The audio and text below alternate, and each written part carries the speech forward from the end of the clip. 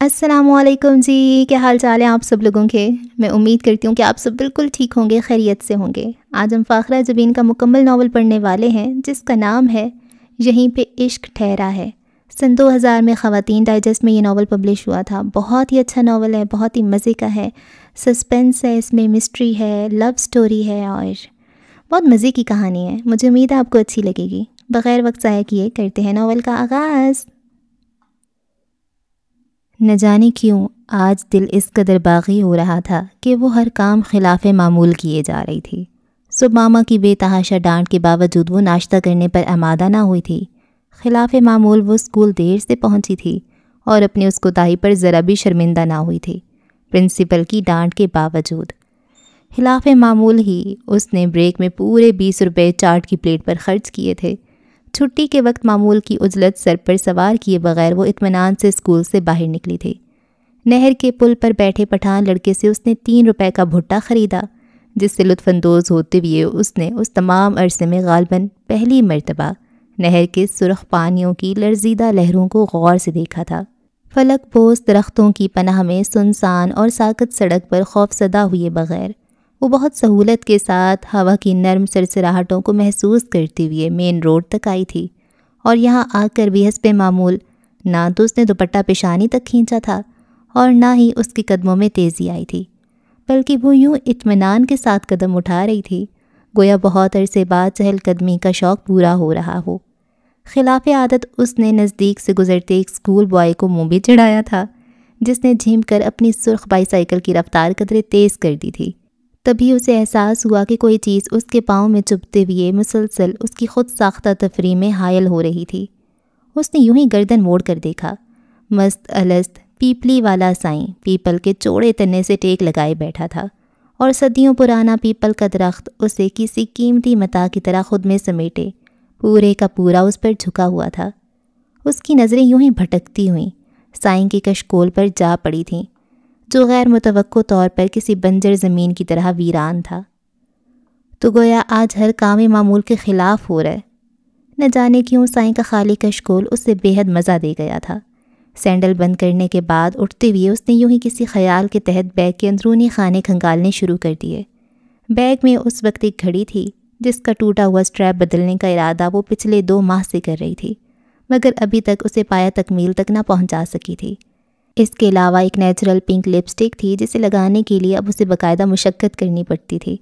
اس کے ساتھ ہی ایک مڑی توڑی چوئنگم تھی اور 10 روپے۔ فی الحال اس کا کل اثاثہ کچھ سوچ کر اس نے 5 روپے کا نوٹ بیگ میں سے گھسیٹا۔ مہینے کی آخری تاریخ میں ابھی 2 دن باقی تھے۔ گویا آخری دن کا کرایہ ماما سے لینا پڑے گا۔ اس نے بند مٹھی کشکول میں کھولنے سے پہلے ذرا کی ذرا پیپلی والے سائیں کی طرف دیکھا۔ چھوٹے چھوٹے سانپوں کی طرح لہراتی بل کھاتی سیاہ لٹیں اس کے گلے میں جھول رہی تھیں۔ آنکھیں بند مگر ہونٹ مسکرا رہے تھے۔ اسے لگا وہ بند آنکھوں سمیت اس کی ہچکچاہٹ پر مسکرا رہا ہے۔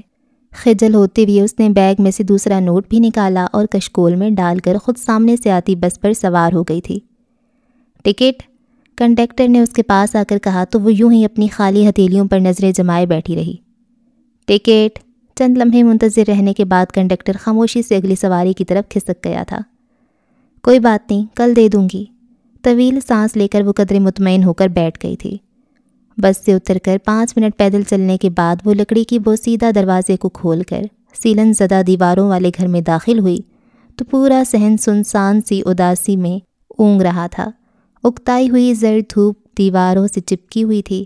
گملوں میں لگے پام کے پودے بالکل ساکت کھڑے تھے، اور انہیں دیکھ کر اسے ہمیشہ اپنے بیڈ روم میں لگی اس بیلے ڈانسر کی تصویر یاد آ جاتی تھی جو دونوں ہتھیلیاں آسمان کی طرف پھیلائے ایک مخصوص زاویے میں کھڑی ہوتی تھی۔ کچن میں کھٹر پٹر کے ساتھ گنگنانے کی آواز سن کر وہ دبے پاؤں آگے بڑھی تھی اور اس قدر زوردار طریقے سے سلام جھاڑا تھا کہ چولہے کے پاس کھڑا سارم اپنی جگہ سے اچھل پڑا تھا، اور وہ اس کی گھبراہٹ پر بھی اختیار ہنستی تھی۔ شرم کرو لڑکی، اگر میں بروقت سنبھل نہ جاتا تو اب تک اس کڑکڑاتے گھی میں تل چکا ہوتا۔ اس نے خفگی سے اسے گھورا۔ تو تم سے کس نے کہا تھا کہ میری آواز سنتے ہی پھدکنا شروع کر دو؟ اس نے بیگ وہیں چھوٹی سی میز پر رکھ دیا۔ یعنی ایک تو آپ آفت ناگہانی کی طرح نازل ہوں اور اس پر بندہ گھبرائے بنا۔ خوب۔ سارم جلے بھنے انداز میں کہتا دوبارہ چمچہ اٹھانے لگا تھا۔ لیکن یہ تم کیا کر رہے ہو؟ وہ 2 قدم آگے بڑھی۔ چپس بنا رہا ہوں، پڑھنے لکھنے اور اونگنے کے بعد واحد یہ کام جو مجھے کرنا آتا ہے۔ ہائے۔ بات کرتے کرتے وہ ہاتھ جھٹک کر کئی قدم پیچھے ہٹ گیا تھا، غالباً گھی کا کوئی چھینٹا پڑ گیا تھا۔ واقعی خاصے ماہر لگتے ہو اس کام میں۔ تنزیہ مسکراہٹ چہرے پہ سجائے اس نے سر تاپا سارم کو دیکھا، جس نے جینز کے پائنچے چڑھا رکھے تھے اور شرٹ کی آستینیں، اور اب اپنی جلی انگلی کو جھٹکتے ہوئے زیر لب نہ جانے کسے کوس رہا تھا۔ کچھ خدا کا خوف کرو، بھاگ کر برنول لانے کی بجائے تم کھڑی دانت نکال رہی ہو۔ شاباش ہے بھائی۔ سارم نے جیسے اسے شرمندہ کرنا چاہا، مگر وہ اپنی جگہ ڈھیٹ بنی رہی۔ اب کہاں نکال رہی ہوں دانت؟ وہ تو میں نے بچپن میں ہی نکال لیے تھے۔ اول نمبر کی ڈھیٹ ہو تم۔ اس کی بے نیازی پر تاؤ کھاتے ہوئے سارم نے کھٹ سے چولہا بند کر دیا۔ دیکھ لینا، ایک چپس بھی نہیں دوں گا تمہیں، اور لینے دو آنٹی کو، تمہاری شکایت نہ لگائی تو نام بدل دینا۔ وہ بچوں کی طرح ناراض ہونے لگا۔ ہیں، ماما کہیں گئی ہوئی ہیں؟ وہ ایک دم چونکی۔ ہاں، اماں رابیل کی طرف گئی تھیں، انہیں بھی ساتھ لے گئیں۔ اس نے خفا خفا سے لہجے میں آگاہ کیا۔ او ہو، اماں رابیل کی طرف گئی ہیں تو جناب کی یہاں موجودگی کس سلسلے میں؟ رابیل کے نام پر اس کا لہجہ از خود شوخ ہو گیا تھا۔ اماں کا خیال ہے شریف لڑکے اپنی ہونے والی سسرال میں نہیں جایا کرتے۔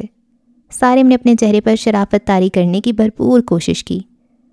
مگر انہوں نے تو شریف لڑکوں کے بارے میں کہا ہوگا نا؟ اس کے شرارتی انداز پر سارم نے اسے گھورا تو پھر گھورتا ہی چلا گیا۔ تمہاری طبیعت تو ٹھیک ہے، چائے بناؤں تمہارے لیے؟ اس کے متفکر لہجے پر وہ کھلکھلا کر ہنستی تھی۔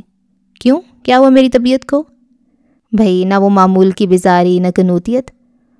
ہاں، بس کبھی کبھار دل چاہتا ہے نا کہ ہر کام روٹین سے ہٹ کر کیا جائے، جیسے آج میرا دل چاہ رہا ہے کہ میں اس پوری کائنات کو الٹ کر رکھ دوں، زمین اوپر ہو اور آسمان قدموں تلے، اور گھڑی کی سوئیاں الٹے رخ گھومنے لگیں، سورج مغرب کی بجائے مشرق کی گود میں جا گرے، اور بس مجھے لگتا ہے آج تم سر کے بل چلتی ہوئی آئی ہو، سارم نے اس کو ٹوک کر کہا۔ بائی دا وے مزاب، کیا تم خوش ہو؟ اس نے سنجیدگی سے اس کی آنکھوں میں جھانکا، جیسے ننھی منی کتنی سنہری کرنیں سورج کے ہالے سے پھوٹ رہی ہوں، ایسی کوئی کیفیت اس کے چہرے پر بھی تھی۔ میزاب نے ایک نظر اسے دیکھ کر کندھے اچکا دیے۔ معلوم نہیں، لیکن میرا دل چاہ رہا ہے خوش ہونے کو۔ اس کی بے ساختہ معصومیت پر سارم اسے بس ایک نظر دیکھ کر رہ گیا۔ اچھی بات ہے، کبھی کبھی اس معصوم کی بات مان لینی چاہیے۔ اس نے چپس کی پلیٹ اس کی طرف بڑھائی، مگر اس کے نفی میں سر ہلانے پر کندھے اچکا کر باہر کی طرف قدم بڑھا دیے۔ تم تو اب سو گی نا؟ اس نے جاتے جاتے پوچھا۔ نہیں، آج مجھے ایک ٹیوشن کے لیے جانا ہے، اگر سو گئی تو جلدی اٹھ نہیں پاؤں گی، اور میں پہلے ہی دن لیٹ نہیں ہونا چاہتی۔ You know, first impression is the last impression, اس نے دانستہ بہت عام سے لہجے میں کہا تھا، مگر سارم ٹھٹک کر رک گیا تھا۔ پلیز سارم، کچھ مت کہنا، اس کا ارادہ بھانپ کر وہ فوراً ہی بول اٹھی تھی۔ یوں سمجھو کہ مجھے اس کی ضرورت ہے، ویسے بھی جن کے ہاں ٹیوشن پڑھانے جانا ہے وہ پرنسپل صاحبہ کے جاننے والوں میں سے ہیں، اور وہ بہت اصرار کر رہی تھیں کیونکہ انہیں ایک اچھی ٹیچر کی ضرورت ہے۔ اس نے اچھی پر زور دیتے ہوئے بات کو مذاق میں ٹالنا چاہا۔ سارم نے اس کی کوشش کو جانچ کر مزید کچھ کہنے کا ارادہ ملتوی کر دیا، اور پھر مسکرا کر اسے وش کرتا ہوا اوپر چلا گیا، جہاں چھت پر موجود واحد کمرہ اپنے مکین کا منتظر تھا۔ بختیار ہاؤس کا سیاہ بلند و بالا گیٹ کھلا ہوا تھا، اور دوسری طرف انتہائی چوکس اور خوفناک بل ٹیریئر اپنی سرخ آنکھوں سے اسے اس طرح تاڑ رہا تھا کہ وہ آگے بڑھ کر بیل بجانے کی ہمت بھی نہ کر سکی تھی۔ چوکیدار نام کی کوئی چیز یہاں موجود نہ تھی، اور گزشتہ 5 منٹ سے وہ اس خوفناک کتے اور گھر کے مالکان کو ہزاراں کوسنوں سے نواز چکی تھی۔ گرمیوں کی طویل دوپہر اپنے اختتام تک پہنچنے کے بعد بھی اپنی ساری تپش یہیں کہیں چھوڑ گئی تھی۔ اپنے ماتھے پر آئے پسینے کو صاف کرتی ہوئی اس نے جھنجھلا کر واپسی کا قصد کیا ہی تھا، جب گن کاندھے پر لٹکائے عمارت کی اندرونی حصے سے چوکیدار برآمد ہوا تھا۔ طویل ڈرائی وے عبور کرنے کے بعد اس نے سوالیہ نظروں سے میزاب کو دیکھا تو اس نے انتہائی کوفت زدہ انداز میں اپنا تعارف کروا دیا تھا۔ اچھا، جائیں جی، بیگم صاحبہ بڑی دیر سے آپ کی منتظر ہیں۔ اس کے کہنے پر وہ 2 قدم آگے بڑھی تھی۔ سنو، آج کل حالات کچھ ٹھیک نہیں، تمہیں گیٹ یوں کھلا نہیں چھوڑنا چاہیے تھا۔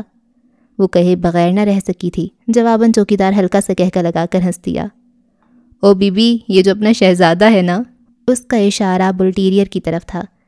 میزاب لاخولہ پڑھ کر رہ گئی، کم از کم اس کے نزدیک شہزادے ایسے نہیں ہوتے تھے۔ یہ بیک وقت 3-4 آدمیوں کو چیر پھاڑ سکتا ہے، اس کی موجودگی میں کوئی بندہ کوٹھی کے قریب پھٹکنے کی جرت بھی نہیں کر سکتا۔ وہ اپنی مونچھوں کو سنوارتے ہوئے سینہ پھلا کر اس طرح بول رہا تھا گویا بل ٹیریئر کا نہیں اپنا تعارف کروا رہا ہو۔ وہ سر جھٹک کر آگے بڑھی مگر پھر رک گئی۔ اگر یہ بیک وقت 3-4 آدمیوں کو چیر پھاڑ سکتا ہے تو میرا تو چند لمحوں میں بھرتا بنا کر رکھ دے گا۔ اس کے پرسوچ انداز پر چوکیدار نے دانت نکالتے ہوئے اس کی ذہانت کی داد دی اور اس کی بزدلی سے حس اٹھاتے ہوئے اسے اپنی معیت میں لے کر واپس پلٹ گیا۔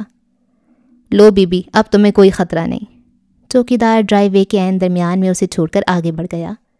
پتھریلی سطح پر اپنے ہی جوتے کی ٹک ٹک سنتے ہوئے اس نے ڈرائی وے کے دونوں اطراف میں پھیلے سبز گھاس سے اٹے ہوئے لان کو دیکھا، جس کے آخری کناروں پر سرخ اور سفید گلابوں کی بہتات تھی۔ اس کے عین سامنے سفید سنگ مرمر سے بنی عمارت تھی جس کا جائزہ لیتے ہوئے اس کی بھٹکتی ہوئی نظریں ٹیرس پر کھڑے اس شخص پر جا رکی تھیں جسے دیکھ کر اس کے قدم بے اختیار بلا ارادہ ہی رک گئے تھے۔ وہ شخص بالکل تنہا تھا مگر ہاتھ نچا نچا کر نہ جانے کیا کچھ بول رہا تھا۔ اس کے چہرے پر شدید غیظ و غضب اور اشتعال نمایاں تھا۔ یوں لگ رہا تھا جیسے وہ اپنے سامنے والے کو پھانسی پر لٹکا دینا چاہتا ہو یا اپنے ہاتھوں اسے قتل کر دینے کا ارادہ رکھتا ہو، مگر سامنے والا تھا کہاں؟ وہاں تو سفید دیواریں تھیں یا ایک بند دروازہ یا پھر لوہے کی بنی ہوئی گرل۔ او محترمہ، بیگم صاحبہ کمرے میں آپ کی منتظر ہیں۔ عقب میں چوکیدار کی جھنجھلائی ہوئی آواز ابھری تھی۔ اس نے سٹ پٹا کر اس شخص سے نظریں ہٹائیں اور تیز تیز قدموں سے برآمدے کی 3 سیڑھیاں عبور کر کے سامنے والے دروازے میں گھس گئی۔ وہاں ایک متناسب قد و قامت کی خاتون سفید لباس پہنے اپنے دونوں بچوں کے ساتھ پہلے سے موجود تھیں۔ ہلکے پھلکے میک اپ میں ان کے تیکھے نقوش بے حد جاذب نظر لگ رہے تھے۔ میرا نام میزاب ہے، اس نے بیٹھتے ہوئے اپنا تعارف کرایا۔ جی مسز مراد مجھے آپ کے بارے میں خاصی تفصیل سے بتا چکی ہیں، انہوں نے اسکول کے پرنسپل کا ذکر کیا۔ میرا نام زباریہ فیضان ہے اور خاتون نے اپنا تعارف کروایا تھا اور اس کے ساتھ ہی ایک طویل گفتگو کا آغاز ہوا تھا جو کہ قطعی یک طرفہ تھی، اور اس پوری گفتگو میں سابقہ ٹویٹر کی غیر تسلی بخش کارکردگی، اپنی بے تحاشا مصروفیت اور بچوں کی پڑھائی کا بار بار ذکر کیا گیا تھا۔ مسز مراد آپ کی بہت تعریف کر رہی تھیں، لیکن مزہ تو تب ہے نا جب آپ ان کی کہی گئی باتوں کو حرف بحرف سچ ثابت کریں۔ I will do my best madam, Meezab نے ساری بات بہت تحمل سے سن کر جواب دیا تھا۔ اوکے پھر میں چلتی ہوں، بچے اپنا تعارف آپ سے خود کروا لیں گے، اور بچوں اپنی ٹیچر کو ہرگز تنگ نہیں کرنا، رائٹ؟ انہوں نے اپنا پرس سنبھالتے ہوئے دونوں بچوں کو تاکید کی جو صوفے کے ایک کونے میں گھسے آپس میں سرگوشیاں کر رہے تھے۔ ماں کی بات سن کر انہوں نے جھٹ سے اس بات میں سر ہلا دیا۔ ان کے جانے کے بعد میزاب نے ذرا کھل کر سانس لیا اور دونوں بچوں کو اپنے پاس بلا لیا۔ مائی نیم از سنان، لیکن یار لوگ مجھے سنی کہتے ہیں۔ چھوٹے بچے کی آنکھوں میں شریر سی چمک تھی۔ اینڈ آئی ایم مہران، مانی، بڑا نسبتاً سنجیدہ تھا۔ میزاب کو دونوں بچے ایک ہی نظر میں اچھے لگے تھے، سو ان سے تھوڑی سی فرینڈ شپ کے بعد ابھی اس نے کتابیں کھلوائی ہی تھیں جب اچانک ہی کوئی دراز قامت شخص دروازے سے اندر داخل ہوا۔ میزاب نے سر اٹھا کر دیکھا، فل پولیس یونیفارم میں وجاہت و مردانگی کا شاہکار اس کے سامنے تھا۔ پاپا، دونوں بچے کتابیں بھول کر اس کی طرف لپکے تھے۔ ہیلو پاپا کی جان، اس نے قدرے جھک کر دونوں بچوں کو اپنے مضبوط بازوؤں میں سمیٹ کر ایک ساتھ اوپر اٹھا لیا تھا اور پیار کرتے ہوئے سامنے صوفے پر براجمان ہو گیا تھا۔ پاپا اس دفعہ اتنے دن لگا دیا آپ نے، سنی نے باپ کے کندھے سے جھولتی ہوئے کیپ اتار کر اپنے سر پر سجا لی تھی۔ مانی باپ کے بال سنوارنے لگا تھا۔ پاپا آج ڈنر باہر ہوگا نا؟ پاپا کتنے مجرم پکڑے گئے اور کتنوں کو مار پڑی؟ سنی اور مانی چھوٹے چھوٹے سوالوں میں الجھ گئے تھے اور میزاب کی نظریں کارپیٹ پر بنے ڈیزائن میں۔ جب کئی منٹ تک باپ کے ساتھ بچے بھی اسے مکمل نظر انداز کیے رہے تو وہ ٹوکے بغیر نہ رہ سکی۔ ایکسکیوز می سر، اس کی نرم آواز پر انہوں نے اس طرح چونک کر اسے دیکھا تھا گویا اب تک اس کی موجودگی سے بے خبر ہوں۔ پاپا یہ ہماری نئی ٹیچر ہے میزاب، اور ٹیچر یہ ہمارے پاپا ہیں ایس پی فیضان حسن بختیار۔ مانی نے جھٹ دونوں کو متعارف کروایا۔ ہیلو، ایس پی صاحب کی آنکھوں میں ایک لمحے کے لیے حیرت کا تاثر ابھرا تھا اور پھر معدوم ہو گیا تھا۔ ہیلو، میزاب نے زبردستی چہرے پہ مسکراہٹ سجا کر فارمیلٹی نبھائی تھی۔ سر یہ بچوں کی اسٹڈی آورز ہیں، اس لیے اگر آپ، اس نے دانستہ بات ادھوری چھوڑ دی تھی۔ اوہ یس، وائی ناٹ، اس نے فوراً ہی دونوں بچوں کو گود سے اتار دیا تھا۔ اوکے بوائز، پہلے جم کر پڑھائی کرو، اس کے بعد یہ لاڈ پیار چلے گا۔ وہ ایک بار پھر دونوں بچوں کو پیار کر کے اٹھ کھڑا ہوا تھا۔ سنی اور مانی برے برے منہ بناتے دوبارہ کتابیں کھولنے لگے تھے۔ جب وہ بختیار ہاؤس سے باہر نکلی تو سلونی شام پوری طرح فضا پر اپنا ڈیرا جما چکی تھی۔ وہ صبح کی نسبت خود کو کافی تھکا ہوا محسوس کر رہی تھی۔ محض ذرا سے چینج کے لیے میں کتنا خوار ہوئی ہوں آج۔ اس نے سیاہ کولتار کی ہموار سڑک کے کنارے چلنا شروع کر دیا تھا، جس کے دونوں اطراف کوٹھیوں کے سامنے ایک طویل قطار میں لگے یوکلپٹس کے طویل قامت درخت اس پر جھکے چلے آ رہے تھے۔ گھر سے بختیار ہاؤس تک کا سفر اس نے پیدل ہی طے کیا تھا اور اب واپس بھی پیدل ہی جانا تھا۔ پورے وجود کی تھکن بس اس کے اٹھتے گرتے قدموں میں آ کر سمٹ گئی تھی۔ نہ جانے کیوں اسے اپنے آپ پر ترس آنے لگا تھا۔ اگر اسے پچھتانے کی عادت ہوتی تو پورے دن میں خرچ کرنے والے روپوں پر 1000 مرتبہ پچھتا چکی ہوتی کہ اس وقت اگر وہی روپے بیگ میں ہوتے تو اتنی مشقت نہ جھیلنی پڑتی، مگر پلٹ کر دیکھنا یا گزرے ہوئے لمحوں پر نوحہ کرنا وہ کب کا بھول چکی تھی۔ جو ہے جیسا ہے کی بنیاد پر وہ اپنی نظر بس سامنے رکھتی تھی۔ جب قسمت کا لکھا مٹا نہیں سکتے اور تقدیر کے فیصلوں سے ٹکرانے کی ہمت نہیں تو پھر سود و زیاں کا حساب کیا رکھنا۔ گھر میں داخل ہوتی ہی اس کی سوچ اس نقطے پر آ کر ختم ہو گئی تھی۔ مزاب جانو اتنی دیر؟ ماما بےتاب ہو کر اس کی طرف لپکی تھیں۔ ارے سارم آپ نے بتایا نہیں کہ؟ ہاں بتایا تو تھا مگر آپ پریشان ہو گئی تھیں، دل کے ہاتھوں مجبور ہو کر، ہے نا؟ اس نے خود کو حشاش پشاش ظاہر کرنے کی پوری کوشش کی اور پھر ان کا ہاتھ تھامے کمرے میں آ گئی۔ ہاں مجھے تمہاری بےحد فکر رہتی ہے مزاب۔ انہوں نے دونوں ہاتھوں میں اس کا چہرہ تھام لیا تھا۔ سارا دن اسی سوچ میں گزر جاتا ہے کہ کلاس میں ڈھیر سارے چیختے چلاتے ادھم مچاتے بچوں کو کیسے قابو کرتی ہوگی تم، اور کیسے بھانت بھانت کے لوگوں کے درمیان بسوں ویگنوں میں سفر کرتی ہوگی تم۔ مزاب نے دیکھا، فکر اور پریشانی اس کے چہرے پر ثبت ہو کر رہ گئی تھی۔ اوہ ماما یہ کن سوچوں میں رہتی ہیں آپ؟ میں تو ایک ایک چیز کو انجوائے کرتی ہوں، عیش کرتی ہوں سارا دن، کبھی یہاں تو کبھی وہاں۔ آپ کی طرح سارا دن گھر میں بیٹھی رہوں نا تو بیمار پڑ جاؤں۔ آپ خواہ مخواہ پریشان مت ہوا کریں۔ اس نے کاٹن کا دوپٹہ گول مول کر کے چارپائی پر پھینکتے ہوئے کہا۔ تو اور کیا کروں، یہ بیماری تو میری جان کو چپک گئی ہے، ورنہ میں بھی کہیں جاب کر لیتی، اور کچھ نہیں تو چھوٹا موٹا بوتیک ہی سٹارٹ کر لیتی۔ چھوڑے ماما، یہ جو کچھ ہمارے پاس ہے کیا کم ہے ہم دونوں کے لیے؟ ماما کو حساسیت کی زد میں آتے دیکھ کر وہ دھیرے دھیرے بے نیازی کے گنبد میں سمٹنے لگی تھی۔ ماما اس کی بات پر چپ چاپ سر جھکا گئی تھیں۔ وہ پاؤں جوتوں کی قید سے آزاد کر کے دیوار پر لگے میلے سے آئینے کے سامنے آ کھڑی ہوئی تھی۔ مزاب کیا ہم ساری زندگی یوں ہی گزاریں گے؟ ماما کے لہجے میں یاسیت آمیز اداسی گھلی ہوئی تھی۔ اس نے پلٹ کر دیکھا، وہ سر جھکائے کسی غیر مرئی نقطے پر نظریں جمائے بیٹھی تھی۔ اس نے ماما کے بدن پر ریشم مکم خواب کے سوا کوئی دوسرا کپڑا نہ دیکھا تھا، مگر اب وہ انتہائی کم قیمت سوتی لباس پہنے ہوئے تھیں۔ ہیرے سے مزین جوڑاؤ کنگن پہننے کی آدھی کلائیاں بالکل سونی تھیں۔ سرخ و سفید بشاش چہرے نے خزاں کی ساری زردیاں اپنے نکوش میں سمیٹ لی تھیں۔ کیوٹک سے سجے رہنے والے گلابی نرم و نازک ہاتھ اب کھردرے ہو رہے تھے۔ جھوٹے برتنوں کا میل کچیل ان پر جم کے رہ گیا تھا۔ یہ وہ ماما تھیں جو پانی کا گلاس بھی مانگتی تھی تو نوکروں کی ایک لائن ان کے سامنے آ کھڑی ہوتی تھی، اور اب اس کی آنکھیں ڈبڈبا سی گئی تھیں۔ ہائے اے وقت، یہ تیری کرشمہ سازیاں، یہ تیرے عجب نرالے کھیل۔ مزاب کیا ہم ساری زندگی یوں ہی گزار دیں گے؟ اس نے چونک کر ماما کو دیکھا۔ اسے لگا ماما بھی اس کی طرح حسین ماضی کی خوش رنگ تتلی کے پیچھے بھاگی ہوں گی، اور جب یہ تتلی ان کے ہاتھ سے پھسل کر اڑ گئی ہوگی اور انہوں نے انگلیوں کی پوروں پر اترے چند رنگ اور اپنی خالی ہتھیلیاں دیکھی ہوں گی تو اسی کی طرح ان کا دل بھی کٹ کے رہ گیا ہوگا۔ تو گویا میں اور ماما اتنی دیر سے ایک ہی لمحے کی دہلیز پر کھڑے تھے۔ اس سے پہلے کہ ماما ایک بار پھر اپنا سوال دہراتی وہ تیزی سے باہر نکل آئی تھی۔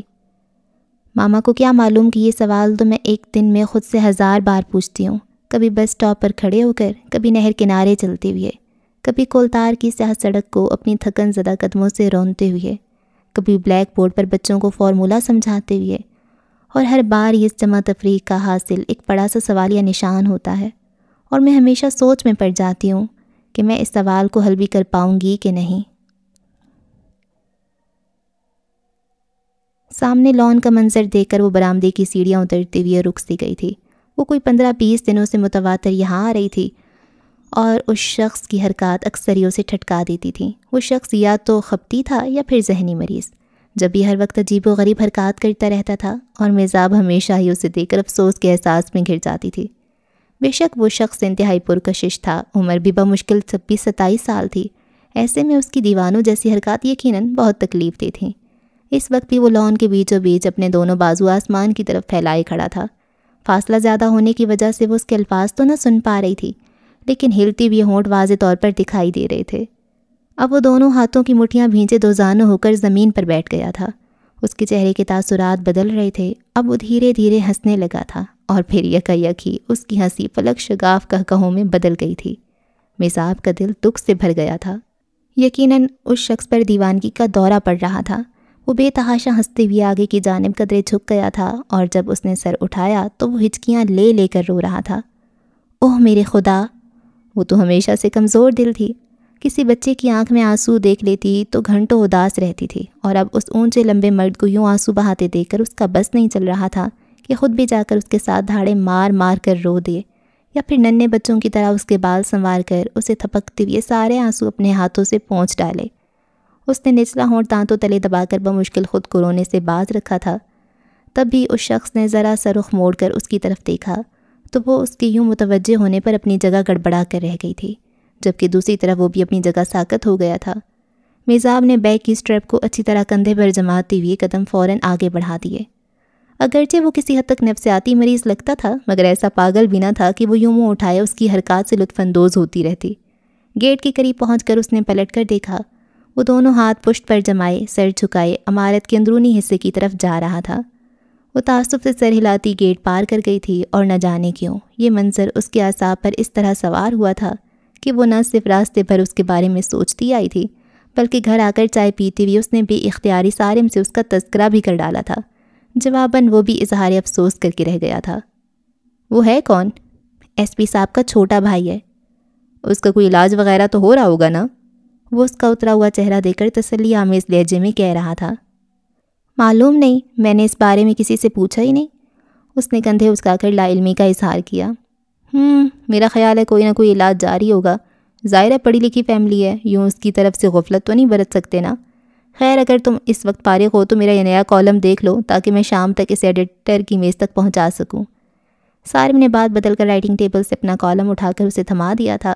وہ ان دنوں ایک ہفتہ وار میگزین میں کالم لکھ رہا تھا۔ میرا خیال ہے میں نیچے جا کر ذرا تسلی سے اس کا پوسٹ مارٹم کرتی ہوں۔ وہ پیپرز ہاتھ میں لے کر اٹھ کھڑی ہوئی تھی اور سارم کے گھورنے کی پرواہ کیے بغیر مسکراتی ہوئی سیڑھیاں اتر آئی تھی۔ وہ تیار ہو کر کچن میں آئی تو ماما بڑی نفاست سے گول گول پراٹھے توے پر ڈال رہی تھیں۔ سارم بھی ناشتے کے لیے یہیں موجود تھا۔ وہ بھی چوکی گھسیٹ کر اس کے پاس ہی ٹک گئی۔ ماما نے خستہ سے پراٹھے پر اچار کی پھانک رکھ کر چنگیر اس کے سامنے سرکا دی تھی، اور پراٹھے کی خوشبو سے ہی اس کا دل الٹنے لگا تھا۔ معلوم نہیں کیوں اتنا عرصہ گزرنے کے بعد بھی میں خود کو اس معمول کا عادی نہیں بنا سکی۔ اس نے چائے کا کپ بھر کر سامنے رکھ لیا تھا۔ اور یہ سارم بھی تو ہے، اسی پراٹھے اور اچار کے ساتھ ڈٹ کر ناشتہ کرتا ہے۔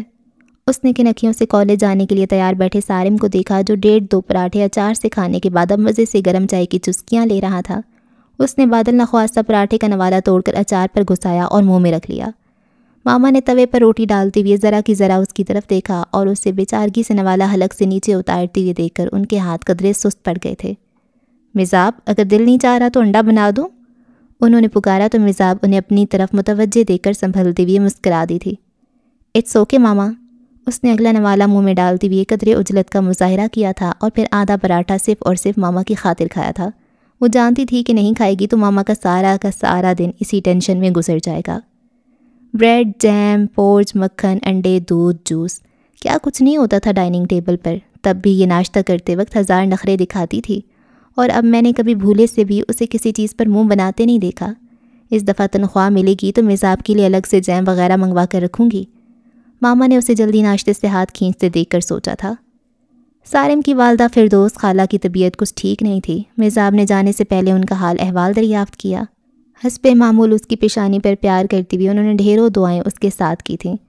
ماما باورچی خانے میں مصروف ہونے کی وجہ سے اسے دروازے تک چھوڑنے تو نہ آ سکی تھیں، البتہ ان کی نظروں نے کچن کی کھڑکی سے ڈیوڑی تک اس کا تعاقب کیا تھا۔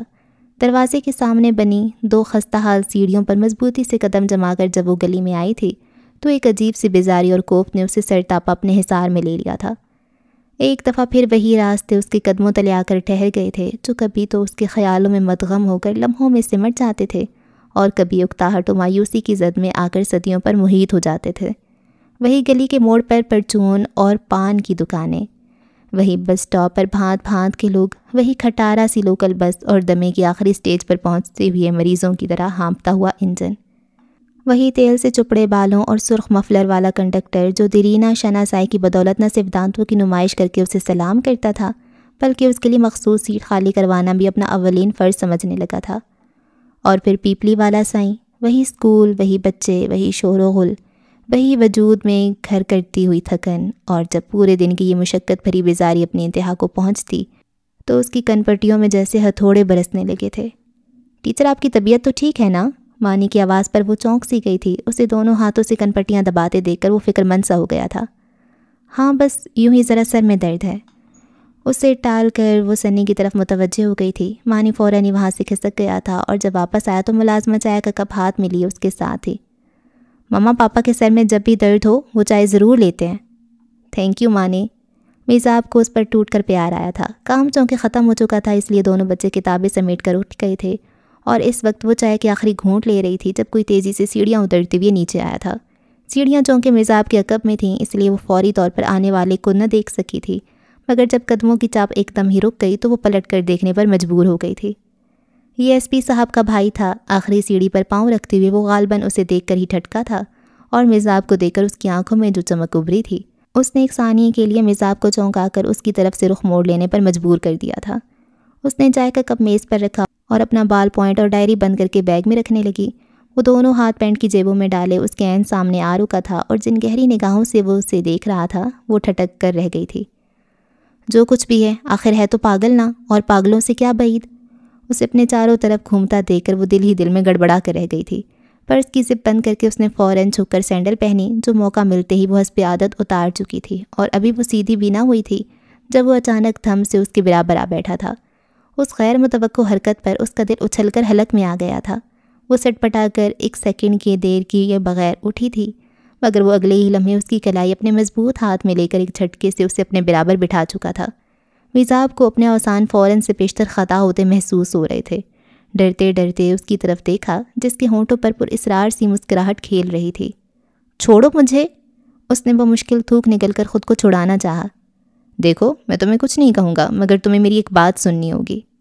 وہ بہت نرم دوستانہ لہجے میں اس سے مخاطب تھا۔ کلائی پر اپنی گرفت البتہ جوں کی توں تھی۔ اس نے سن رکھا تھا کہ دیوانگی کی حالت میں نفسیاتی مریض غیر معمولی طاقت اور قوت کا مظاہرہ کرتے ہیں۔ سب اس تجربے نے اسے مزید ہراساں کر دیا تھا۔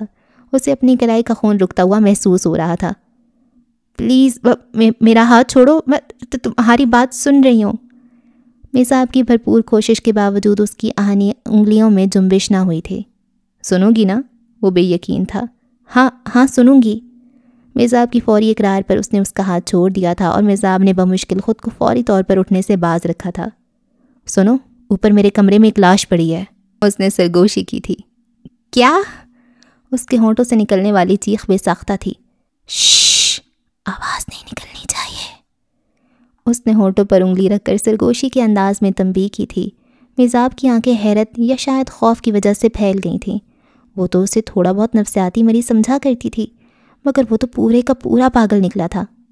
سنو، تم جولیس کو جانتی ہو؟ وہ میزاب سے سوال کر رہا تھا جو ناسمجھی کے عالم میں منہ کھولے پھٹی پھٹی آنکھوں سے اسے دیکھے چلی جا رہی تھی، جو بلیک جینز، سفید براق شرٹ اور سلیقے سے بنائے گئے بالوں کے ساتھ کہیں سے بھی ذہنی طور پر کھسکا ہوا نہیں لگ رہا تھا، مگر اس کی آنکھوں کی پر اسرار چمک، ہونٹوں پر کھیلتی مسکراہٹ، اس کی باتیں، اس کا انداز، اوہ میرے خدا! اسے لگا وہ بری طرح پھنس چکی ہے۔ وہ مشکل تھوک نگلتی ہوئی اس نے کنکھیوں سے اپنے اطراف میں دیکھا۔ ملازمہ سنی اور مانی کے ساتھ ابھی کچھ دیر قبل ہی باہر نکلی تھی اور چوکیدار۔ جولیس کو ماریا سے بے حد محبت تھی، تم جانتی ہو؟ ماریا بالکل تمہاری جیسی تھی، مگر تھی بہت سٹوپڈ۔ وہ نہ جانے کیا کچھ کہنے جا رہا تھا، میزاب کو کچھ معلوم نہ تھا، بلکہ اس کی سماعتیں اس قابل تھی کہاں کہ وہ کچھ سن پاتی۔ وہ تو دم سادے کے نکھیوں سے اسے اٹھتا ہوا دیکھ رہی تھی، اور جب یوں ہی بات کرتے کرتے وہ ذرا سا گھوما اور اس کی پشت میزاب کی طرف ہوئی تو وہ اپنی جگہ سے تھوڑا سا سرک گئی تھی۔ پھر اسے اپنی بات میں کس قدر منہمک جان کر اس نے پھرتی سے وہاں سے اٹھنا چاہا تھا، مگر وہ اس سے زیادہ پھرتیلا نکلا تھا۔ ایک جھٹکے سے اسے دھکا دے کر واپس صوفے پر گرایا تھا اور کڑے تیوروں کے ساتھ اس پر جھکایا تھا۔ اب اگر تم نے اپنی جگہ سے ہلنے کی کوشش بھی کی تو یاد رکھو، آئی ول کل یو۔ آنکھوں میں اترتی حد درجے خون خواریت اور وحشت نے میزاب کے پورے جسم میں سنسنی سی دوڑا دی تھی۔ بے انتہا سرد و سپاٹ آواز، لہجے کا کھردراپن، میزاب کے حلق سے ابلتی چیخیں اندر ہی اندر دم توڑ گئی تھیں، اور معلوم نہیں بے تحاشا خوف کی حد بہادری سے جا ملی تھی یا اس کو ڈھیلا پڑتے دیکھ کر میزاب کی ہمتیں مجتمع ہو گئی تھیں، جب بھی تو اس نے پوری قوت سے اس شخص کو پرے دھکیلا تھا اور خود برق رفتاری سے وہاں سے اٹھ بھاگی تھی۔ اس اندھا دھند کوشش کے نتیجے میں وہ بری طرح سائڈ ٹیبل سے ٹکرائی تھی۔ خود کو سنبھالنے کی کوشش کے باوجود وہ لڑکھڑا گئی اور دایاں ہاتھ سیدھا ان کرچیوں میں جا پڑا تھا جو سائڈ ٹیبل سے گرنے والے گلدان کی تھیں۔ بے اختیاری اس کے منہ سے کرہ نکلی تھی جس نے اسے حیران و پریشان ساکت وجود کو متحرک کر دیا تھا۔ ارے رکیں، جسٹ اے منٹ۔ وہ غالباً اس کے پیچھے لپکا تھا مگر میزاب ایک بھی نظر اس پر ڈالے بغیر اپنی جگہ سے اٹھ کر باہر بھاگ لی تھی۔ ڈرائی وے سے گیٹ تک کا فاصلہ اس نے پوری قوت سے بھاگتے ہوئے عبور کیا تھا۔ چوکیدار اس عادت گیٹ پر موجود نہیں تھا ورنہ اسے یوں بھاگتے دیکھ کر نہ جانے کیا سمجھتا۔ گیٹ سے باہر نکل کر طویل سنسان سڑک بھی اس نے تقریباً بھاگ کر ہی طے کی تھی، اور جب سڑک کے اختتام پر موڑ کاٹتے ہوئے اس نے ایک درخت کا سہارا لیا تو دل سینہ توڑ کر باہر نکلنے کو بے تاب ہو رہا تھا۔ سانسیں بری طرح ایک دوسرے میں الجھ رہی تھیں اور حلق میں جیسے کانٹے سے اگائے تھے۔ مزید پیدل چلنے کی ہمت نہ رہی تو اس نے ہاتھ دے کر قریب سے گزرتی ٹیکسی کو روک لیا تھا۔ ایڈریس سمجھاتے ہوئے اس نے لاشعوری طور پر ڈرائیور کو بغور دیکھا تھا۔ بیٹھیں جی، ڈرائیور نے اسے ایک ٹک اپنی طرف دیکھتا پا کر گڑبڑا کر کہا تھا۔ وہ ایک دم چونک گئی اور پھر خجل ہو کر دروازہ کھولنے لگی۔ آج تو ہر شخص کی ذہنی حالت پر شبہ ہو رہا ہے، اس نے بیٹھتے ہوئے پریشان ہو کر سوچا تھا۔ میزاب، تم کچھ روز سے زباریہ کی طرف نہیں جا رہی کیا؟ پرنسپل صاحبہ کی آفس میں کرسی سنبھالتے ہوئے وہ چونک سی گئی تھی۔ اور ابھی یہ پوچھیں گی کہ کیوں نہیں جا رہی تو کیا کہوں گی کہ میں ایک پاگل سے خوف زدہ؟ تم نے بتایا نہیں میزاب، زباریہ کا کئی مرتبہ فون آ چکا ہے۔ وہ پوری طرح اس کی طرف متوجہ تھی۔ جی، وہ میری والدہ کی طبیعت کچھ ٹھیک نہیں رہتی، اس لیے۔ اس نے بلا ارادہ ہی جھوٹ بولا تھا۔ کمال ہے بھائی، تم اس قدر غیر ذمہ دار تو کبھی بھی نہیں رہی۔ اگر مصروفیت تھی تو فون پر ہی انہیں اپنے نہ آنے کی اطلاع دے دی ہوتی، اور یوں بھی 1-2 گھنٹے کی بات تو ہوتی ہے۔ اتنا سا وقت بچا کر تم کیا کرتی ہوگی؟ الٹا بچوں کی پڑھائی متاثر ہو رہی ہے۔ وہ نخوت سے اس کی غیر ذمہ داری جتا رہی تھیں۔ میڈم، بات یہ ہے کہ میرے لیے اتنا سا وقت نکالنا بھی مشکل ہے، اس لیے وہ انہیں بتانا چاہ رہی تھی کہ وہ انہیں پڑھانے نہیں جا سکے گی، مگر عین اسی وقت فون کی بیل بج اٹھی اور پھر پرنسپل صاحبہ فون پر اس طرح مصروف ہوئیں کہ وہ باقی بات کہنے کی حسرت دل میں لیے وہاں سے اٹھ گئی۔ کیسا وقت آ گیا ہے ہم پر، اب ایسے لوگوں کی ڈانٹ بھی سر جھکا کر سننی پڑتی ہے۔ پرنسپل صاحبہ کا لہجہ اسے راستے بھر سلگاتا رہا تھا، اور اس وقت بھی اس کا منہ بنا ہوا تھا جب گلی میں داخل ہو رہی تھی۔ سامنے سے سارم کو ڈاکٹر کے ساتھ آتا دیکھ کر وہ ٹھٹک سی گئی۔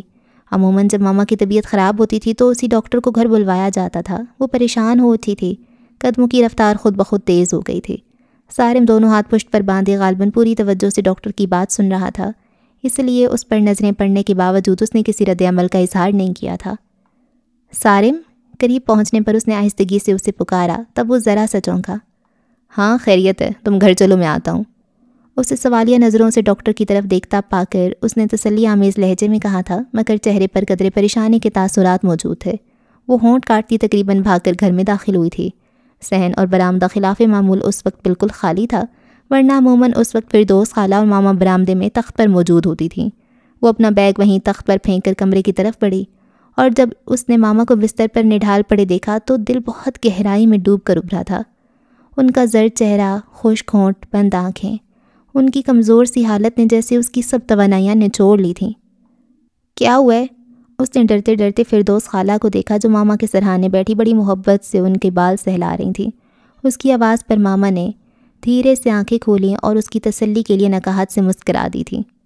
کچھ نہیں بیٹا، بی پی بہت بڑھ گیا تھا، ڈاکٹر دوا دے گیا ہے، ابھی کچھ دیر میں بھلی چنگی ہو جائیں گی تمہاری ماما۔ خالہ نے اسے بتایا تو وہ ماما کا ہاتھ تھام کر وہیں ان کے پاس ہی ٹک گئی۔ ڈاکٹر کہہ رہا تھا ہر وقت کا سوچنا ان کے لیے ٹھیک نہیں، ذہن کو سکون کی ضرورت ہے، مگر یہ مانتی کہاں ہے، نہ ڈاکٹر کی نہ میری۔ جب دیکھو پریشان، جب دیکھو متفکر، پہروں ایک ہی جگہ بیٹھ کر نہ جانے کیا تلاشتی رہتی ہیں فضاؤں میں۔ خالہ کی پیار بھری ڈانٹ پر ماما دھیرے سے مسکرانے لگی تھیں۔ میں نے تو 1000 بار کہا ہے دل کی بات مجھ سے کہہ سن لیا کرو، دل کا بوجھ ہلکا ہو جاتا ہے، مگر یہ آپا کہتی ہے سمجھتی نہیں۔ ایسی بات مت کریں آپا، خدا کے بعد مجھے آپ ہی کا آسرا ہے۔ ماما نے ان کا ہاتھ تھام کر کہا تو وہ مسکرا دیں۔ اچھا، میرا خیال ہے اب میں کچھ کھانے کو لے آتی ہوں، بچی بھی بھوکی آئی ہے۔ ان کے جانے کے بعد ماما نے اپنی نظریں اس کے چہرے پر ٹکا دی تھیں۔ دس از ناٹ فیئر ماما، اس نے آنکھوں ہی آنکھوں میں انہیں سرزنش کی۔ آپ تو کہتی ہیں آپ بہت مطمئن، بہت پرسکون ہیں۔ اس کی بات پر ماما نے یوں نظریں جھکا لی تھیں جیسے کوئی بچہ اپنی چوری پکڑے جانے پر نادم ہو۔ ماما آخر کیوں آپ نے ان حالات کو ذہن پر سوار کر رکھا ہے؟ کیوں ہمہ وقت ماضی کی راکھ کو ریتتی رہتی ہیں جس میں چھپی چنگاریاں آپ کو لمحہ بھر میں بھسم کر کے رکھ دیتی ہیں؟ میری طرف بھی تو دیکھیے، وہی سب کچھ میرے ساتھ بھی ہوا جو آپ کے ساتھ بیتا ہے، مگر میں اسے اپنی جان کا روگ بنا کر نہیں بیٹھی۔ میں آج بھی جینے کا حوصلہ رکھتی ہوں ماما، اس لیے کہ میں بیتی ہوئی وقت سے بے نیاز ہو چکی ہوں اور آنے والے دلوں کو ہوا بنا کر سر پر سوار نہیں کر رکھا۔ آپ بھی خود کو حالات کے دھارے پر بہنے دیجیے ماما، بلیو می جینا بہت سہل ہو جائے گا آپ کے لیے بھی۔ وہ دھیرے دھیرے ماما کا سٹیمنا بڑھا رہی تھی۔ مگر کب تک ہم یوں ہی؟ آنسوؤں سے بھری لبلب آنکھیں چھلک گئیں تو وہ ہونٹ بھینچ کر رہ گئیں۔ کیا ہوا ماما ہمیں؟ ہم اب بھی بہت سے لوگوں سے اچھی زندگی گزار رہے ہیں، کیا پھر دوست، خالہ، سارم اور دوسرے بہت سے لوگ ہماری طرح نہیں جی رہے؟ اس نے بشاش لہجے میں ماما کی ساری مایوسی اپنے اندر جذب کر لینی چاہی تھی۔ تم سمجھتی کیوں نہیں ہو مزاب، یہ غربت مجھے تنگ نہیں کرتی، یہ اسرت ہماری مجبوری ہے اور میں اسے سمجھوتا کر چکی ہوں۔ میری فکر، میری پریشانی صرف تم ہو مزاب، تمہاری وجہ سے میری راتوں کی نیند اڑ گئی ہے۔ ان کے نم آلود لہجے پر وہ بے بسی سے ہونٹ کاٹ کر رہ گئی تھیں۔ یہ خیال میرے لیے سہانے روح بن کر رہ گیا ہے کہ اگر… ماما پلیز، نہ جانے اسے کیا ہوا تھا کہ اس نے تڑپ کر ماما کے ہونٹوں پر اپنا ہاتھ رکھ دیا تھا۔ اس طرح کی باتیں مت کریں، اپنے ساتھ ساتھ آپ مجھے بھی نا امیدی کے اندھیروں میں دھکیل دیں گی۔ میں ابھی مایوس نہیں ہوئی ماما۔ وہ انگلیاں چٹخاتی اپنی جگہ سے اٹھ کھڑی ہوئی تھی۔ اس دنیا میں ایسا بہت کچھ ہوتا ہے جو ہماری سوچ، خیال، ہمارے وہم و گمان میں بھی نہیں ہوتا۔ میں بھی کسی معجزے کی منتظر ہوں، ہو سکتا ہے ایسا کوئی لمحہ ہماری زندگی میں بھی آ جائے۔ اور اس نے بڑی امید سے ماما کی طرف دیکھا تھا اور شاید اس کی پریشانی کے خیال سے ہی وہ مسکرا دی تھی۔ ہاں، ہم دونوں کو انتظار کرنا چاہیے۔ اس نے بڑی ممنونیت سے ماما کی حوصلہ بڑھاتی نظروں کو دیکھا اور پھر پلکیں جھپک سارے آنسو اپنے اندر ہی اتار لیے۔ اگلی صبح ماما کی طبیعت کے پیش نظر وہ اسکول سے چھٹی کرنا چاہ رہی تھی، مگر ماما اور پھر دوست خالہ کے اصرار پر وہ جانے کے لیے تیار ہو گئی تھی۔ اوکے ماما، میں چلتی ہوں، اپنا خیال رکھیے گا، اور ہاں، میری واپسی تک آپ کو بالکل ٹھیک ٹھاک ہونا چاہیے، رائٹ؟ اس کے کہنے پر ماما اس بات میں سر ہلاتے ہوئے مسکرا دی تھیں۔ اور ہاں، اپنا دوائیوں والا نسخہ دے دیں، میں واپسی پر دوائیں لیتی آؤں گی۔ وہ دروازے کی طرف جاتے ہوئے پلٹی۔ تم رہنے دو، سارم لے آئے گا۔ وہ بیچارہ پہلے ہی ڈھیروں ذمہ داریاں لیے پھرتا ہے، کم از کم جو کام ہم کر سکتے ہیں وہ تو خود کریں۔ راستے میں کئی میڈیکل سٹور آتے ہیں، وہاں سے لے لوں گی۔ اس نے خود ہی نسخہ اٹھا کر بیگ میں ڈالا اور الماری کے مخصوص خانے سے پیسے نکالنے لگی، جہاں سے محض چند روپے برآمد ہونے پر وہ حیرت سے ماما کو دیکھنے لگی۔ جواباً وہ نظر چرا گئی تھیں۔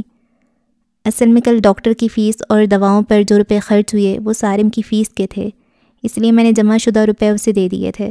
وہ تو نہیں لے رہا تھا، میں نے ہی زبردستی۔ خیر کوئی بات نہیں، جب تنخواہ ملے گی پھر لے آنا۔ ماما بستر کی چادر سے نادیدہ گرد جھاڑتی ہوئی بتا رہی تھیں۔ وہ اپنی کیفیات کو اندر ہی کہیں دفن کر کے خود کو نارمل ظاہر کرتی کمرے سے باہر نکل آئی، جہاں سارم سیٹی پر کسی گانے کی دھن بجاتی ہوئی اپنی سائیکل چمکا رہا تھا۔ ہاں بھائی بادشاہ، کدھر کے ارادے ہیں؟ کہو تو آج شاہی سواری پر بٹھا کر اسکول چھوڑاؤں تمہیں؟ اسے دیکھتے ہی وہ پکار اٹھا تھا۔ نو تھینکس، کیونکہ مجھے یقین ہے کہ جب ہم اسکول پہنچیں گے تو یا تو یہ سائیکل کئی حصوں میں بٹ چکی ہوگی یا پھر میں۔ وہ اطمینان سے کہہ کر آگے بڑھائی تھی جب سارم کی گھورتی نظروں نے بہت دیر تک اس کا تعاقب کیا تھا۔ کیا کروں، سارا دن یہ سوال اسے وقتاً فوقتاً تنگ کرتا رہا تھا۔ تنخواہ ملنے میں ابھی کچھ دن باقی تھے اور اتنے دن دوائیاں نہ کھانے سے ظاہر ہے ماما کی طبیعت مزید خراب ہی ہوتی۔ پھر دوست خالہ سے ادھار لینا اس لیے مناسب نہیں تھا کہ خود ان کے پاس کوئی مستقل ذریعہ معاش نہیں تھا۔ کپڑوں کی سلائی سے گزر بسر ہوتی تھی۔ اگرچہ ٹیوشن اور تنخواہ کے ساتھ ان ماں بیٹی کا گزارا مشکل نہ تھا، مگر اس کی انا اور عزت نفس یہ گوارا نہیں کرتی تھی کہ اگر پھر دوست خالہ نے ہمدردی میں آ کر انہیں اپنے ہاں پناہ دے رکھی ہے تو وہ ان پر بوجھ بن کر رہ جائیں۔ سو مہینے کے آغاز میں وہ نہ صرف بجلی، گیس، پانی کے بلوں میں حصہ ڈالا کرتی تھی، بلکہ گھر کا کچھ سودا سلف لا کر بقیہ رقم ماما کو تھما دیا کرتی تھی، اور یہ رقم کبھی تو ماما کے علاج کی نظر ہو جاتی اور کبھی بسوں ویگنوں کے کرائے میں کھپ جاتی۔ آخر میں اس کی سمجھ میں یہی بات آئی تھی کہ وہ ایڈوانس میں تنخواہ لے گی، لیکن جب پرنسپل صاحبہ نے اس کی نہایت عاجزی سے کی گئی درخواست کو چٹکیوں میں اڑا دیا تو اس کا دل چاہا کہ وہ ان کے پھولے پھولے گالوں پر تھپڑوں کی بارش کر دے۔ اور ہاں، وہ ایس پی کی مسز کا فون آیا تھا۔ مس مزاب، یہ کیا کرتی پھر رہی ہو تم؟ اتنی چھٹیاں کرنے کا آخر مطلب کیا ہے؟ اگر نہیں پڑھا سکتی تو جا کر اپنا حساب بے باک کرو اور انہیں جواب دے آؤ، وہ بیچاری کسی اور ٹیوٹر کا بندوبست کر لیں۔ بھائی مزاب، سچ تم نے مجھے شرمندہ کروا دیا ان کے سامنے۔ وہ بددلی سے ان کے سامنے کھڑی رہی۔ اگر اپنے خیالوں میں گم نہ ہوتی تو شاید ان کی لمبی چوڑی تقریر سنے بغیر ہی باہر نکل جاتی، مگر اب ساری باتیں سر سے گزرنے کے باوجود ایک بات نے اسے چونکا دیا تھا۔ اپنا حساب بے باک کرو۔ بات تو بالکل ٹھیک ہے، آخر میں اتنے دن پڑھاتی رہی ہوں، اس کی فیس وصول کروں گی اور کہہ دوں گی کہ آئندہ پڑھانے نہیں آؤں گی۔ یہ خیال آتے ہی چھٹی کے بعد وہ بختیار ہاؤس کی طرف چل تو پڑی تھی، مگر اس کے بلند و بالا سیاہ گیٹ پر نظر پڑتی ہی اس کے قدم خود بخود سست پڑ گئے تھے۔ اس جنونی شخص کی سرخ وحشت زدہ آنکھیں اسے گیٹ کے پیچھے سے جھانکتی ہوئی محسوس ہو رہی تھیں، جنہیں وہ اب تک بھول نہ پائی تھی۔ گیٹ کے سامنے پہنچ کر بیگ پر اس کی گرفت خود بخود مضبوط ہو گئی تھی۔ دونوں ہونٹ سختی سے بھینچے وہ اس قدر محتاط ہو کر قدم اٹھا رہی تھی گویا ابھی پلٹ کر بھاگ جانے کا ارادہ رکھتی ہو۔ ارے میزاب بی بی! چوکیدار کی حیرت سے بھرپور آواز نے یکلخت ہی خاموشی کا پردہ چاک کیا تو وہ ایک دم اچھل پڑی تھی۔ گیٹ کی دوسری طرف سے صاحب آواز بھی نمودار ہوا تو وہ اپنے خشک ہونٹوں پر زبان پھیرتی ہوئی بمشکل سنبھلی تھی۔ کہاں غائب ہو گئی تھیں آپ؟ اتنے دنوں سے آئی نہیں، بچے تو پریشان تھے ہی، بڑوں کی بھی نیندیں اڑی ہوئی تھیں جی۔ بڑوں پر زور دیتی ہوئی وہ خاصا بے تکلف ہو رہا تھا۔ سنو، اس وقت گھر میں کون کون ہے؟ میزاب نے اس کی بتیسی کو پوری طرح نظر انداز کر کے سنجیدگی سے سوال کیا۔ سبھی ہیں جی، بیگم صاحبہ، بچے اور ایس پی صاحب بھی آئی ہوئی ہیں، اس نے جواب دیتے ہوئے قدر حیرت سے اسے دیکھا۔ اچھا، اور وہ پاگل میرا مطلب ہے ایس پی صاحب کا بھائی؟ اس نے ڈرتے ڈرتے پوچھا۔ وہ بھی گھر پر ہی ہے؟ اوہ گاڈ، پھر میں چلتی ہوں۔ وہ فوراً سے پیشتر پلٹی تھی مگر چوکیدار نے لپک کر اس کے سامنے آ گیا۔ کہاں جا رہی ہیں آپ؟ بیگم صاحبہ اتنے دنوں سے آپ کا انتظار کر رہی ہیں۔ اس نے فوراً اپنی وفاداری نبھائی۔ ان سے کہہ دینا میں پھر کسی دن آ جاؤں گی، فی الحال مجھے دیر ہو رہی ہے۔ نہ جی نہ، اگر انہیں معلوم ہوا کہ آپ گیٹ سے ہو کر واپس گئی ہیں تو وہ مجھ پر ناراض ہوں گی، میں آپ کو ایسے نہیں جانے دوں گا۔ اسے اپنی جگہ ڈٹے دیکھ کر وہ تلملا گئی۔ شٹ اپ، تم کس طرح روک سکتے ہو مجھے؟ میری مرضی، میں اندر جاؤں یا نہ جاؤں۔ دیکھیں جی، آپ مجھے سختی پر مجبور نہ کریں، چوکیدار نے سخت لہجے میں کہہ کر گن کندھے سے اتار لی تھی۔ ہاؤ ڈیئر یو، تم مجھ پر گن اٹھا رہے ہو، مجھے دھمکی دے رہے ہو؟ مائی فٹ! وہ دبلے پتلے چوکیدار کی اس طرز بدتمیزی پر آگ بگولا ہو کر رہ گئی۔ میں بھی تمہیں یہاں سے جا کر دکھاؤں گی، ہمت ہے تو روک کر دکھاؤ مجھے۔ وہ پاؤں پٹک کر سخت لہجے میں کہتی ہوئے طوفانی انداز میں پلٹی تھی، مگر عین اسی وقت ایک لمبا چوڑا وجود راہ میں حائل ہو گیا تھا۔ ایک جھٹکے سے سر اٹھا کر اس نے شرر بار نگاہوں سے اس گستاخ کو دیکھنا چاہا تھا، مگر یہ دیکھنا ہی قیامت ہو گیا تھا۔ تم؟ اوپر کا سانس اوپر اور نیچے کا نیچے رہ گیا تھا۔ ہیلو! بڑے دلکش انداز میں مسکراتے ہوئے اس نے قدرے جھک کر کہا تھا، اور میزاب کی جان گویا پل بھر میں ہوا ہو گئی تھی، دل تو جیسے کئی ثانیہ کو دھڑکنا ہی بھول گیا تھا۔ اور اگر اسے اس وقت وہ سٹوپڈ سی ماریا یاد آ گئی تو اس دفعہ کمرے میں لٹکنے والی لاش یقیناً میری ہی ہوگی۔ اس خیال نے اس کی رہی صحیح قوتیں بھی زائل کر دی تھیں، اور پھر وہ بدتمیز سا چوکیدار جو اس کے سفید پڑتے چہرے کو دیکھ کر اپنی مونچھیں مروڑنے لگا تھا، اس کے سامنے اپنی درگت بننے کا سوچ کر ہی وہ کانپ کر رہ گئی تھی۔ ہاں جی، تو آپ یہاں سے جا کر دکھائیں گی؟ چوکیدار نے دانت نکالے تھے۔ بھئی ہم تو نہیں جانے دیں گے، وہ کندھے اچکا کر اس کی آنکھوں میں دیکھتے ہوئے کہہ رہا تھا۔ اور باقی رہی بات ہمت کی، تو میرا خیال ہے آپ ہماری ہمت کے عظیم الشان مظاہرے کو بھولی تو نہیں ہوں گی۔ دونوں بازو سینے پر لپیٹتے ہوئے وہ ایک قدم اس کی طرف بڑھا تو اس کے سوئے سوئے حواس لمحہ بھر میں بیدار ہو گئے۔ وہ عین سامنے ڈٹا ہوا تھا اور دوسری طرف وہ چوکیدار۔ ایس پی صاحب، بچے، بیگم صاحبہ، اس کے ذہن میں ایک دھماکہ سا ہوا تھا۔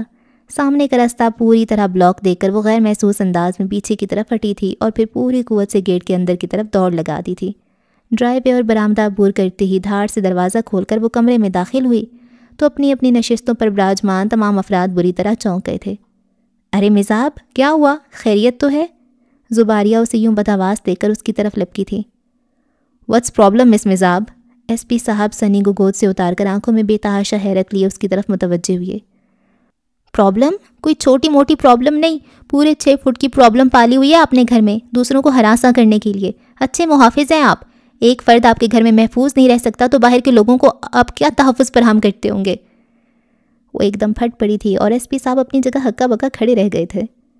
اور جب آپ کو معلوم ہے کہ اس کی ذہنی حالت درست نہیں اور وہ کسی کو بھی کسی بھی قسم کا نقصان پہنچا سکتے تو کیوں کھلا چھوڑ رکھا ہے اسے؟ کسی پاگل خانے میں داخل کروائیں اسے، یا پھر باندھ کر رکھیں۔ اور وہ سٹوپڈ سا چوکیدار، اسے بات تک کرنے کی تمیز نہیں، ایک سے بڑھ کر ایک نمونہ موجود ہے اس گھر میں۔ ایس پی فیضان الجھے انداز میں اپنی جگہ سے اٹھ کھڑی ہوئے تھے۔ یہ کیا کہہ رہی ہیں آپ؟ میری تو کچھ سمجھ میں نہیں آ رہا۔ بالکل ٹھیک کہہ رہی ہوں میں، اور میری ایک بات آپ لکھ لیجئے گا کہ وہ خود تو پاگل ہے ہی، اپنے ساتھ ساتھ دوسروں کو بھی پاگل کر کے چھوڑے گا۔ شدید غصے اور جھنجھلاہٹ میں اس نے سارے ادب و آداب بھلا دیے تھے۔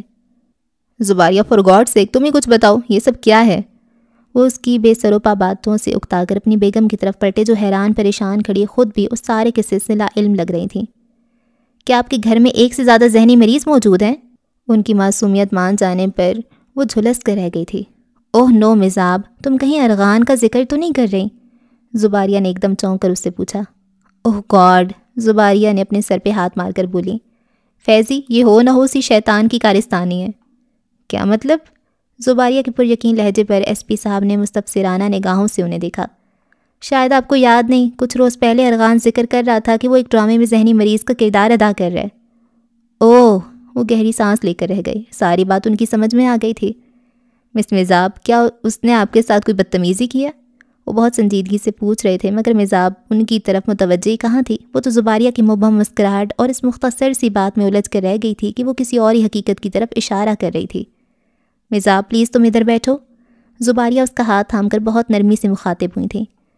میرا خیال ہے ارغان کی کسی شرارت کی وجہ سے تمہیں کوئی غلط فہمی ہو گئی ہے۔ غلط فہمی؟ وہ غائب دماغی سے انہیں دیکھنے لگی، جبکہ اس کی چھٹی حص چیخ چیخ کر یہ اعلان کر رہی تھی کہ آنے والے لمحے میں اسے بے وقوفی اور پاگل پن کی نہایت اعلیٰ درجے کی سند ملنے والی ہے۔ انفیکٹ مزاب، ارغان کوئی سچ مچ کا پاگل یا ذہنی مریض نہیں ہے۔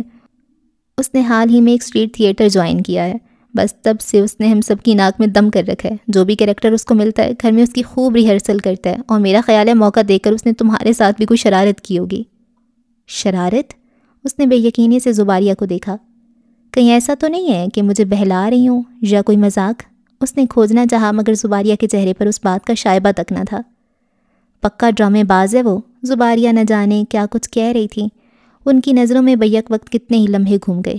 اس کے دیوانہ وار کہے، اس کا ٹوٹ کر رو دینے کا انداز، اس کی آنکھوں سے جھلکتی وحشت، اس کی خود کلامی، وہ سب مذاق تھا، محض شرارت، صرف ڈرامہ۔ اور میں۔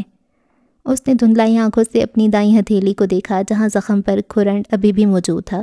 بے پناہ دکھ، شرمندگی اور خجالت آمیز بے بسی سے اس کی آنکھیں بھر آئیں۔ پلیز تم اس بات کو زیادہ محسوس نہ کرنا، وہ ایسا ہی شریر ہے، ہر وقت ہنسنے ہنسانے والا، شرارت کا کوئی موقع ہاتھ سے جانے نہیں دیتا۔ زباریہ شرمندگی سے وضاحت کر رہی تھیں۔ ہاں ہوگا شریر، مگر مجھ سے اس کا ایسا کون سا تعلق، کون سا رشتہ تھا کہ اس نے ایسا گھٹیا مذاق کیا میرے ساتھ؟ احساس توہین سے اس کا چہرہ سرخ ہو کر رہ گیا تھا۔ میں اسے اچھی طرح جانتی ہوں، اس کا مقصد تمہیں پریشان کرنا نہیں ہوگا۔ بلیو می، خود میں کئی بار اس کے ہاتھوں سے بے وقوف بن چکی ہوں۔ پتہ ہے فیضی اس دن کیا ہوا؟ وہ کسی اور واقعے میں الجھ گئیں۔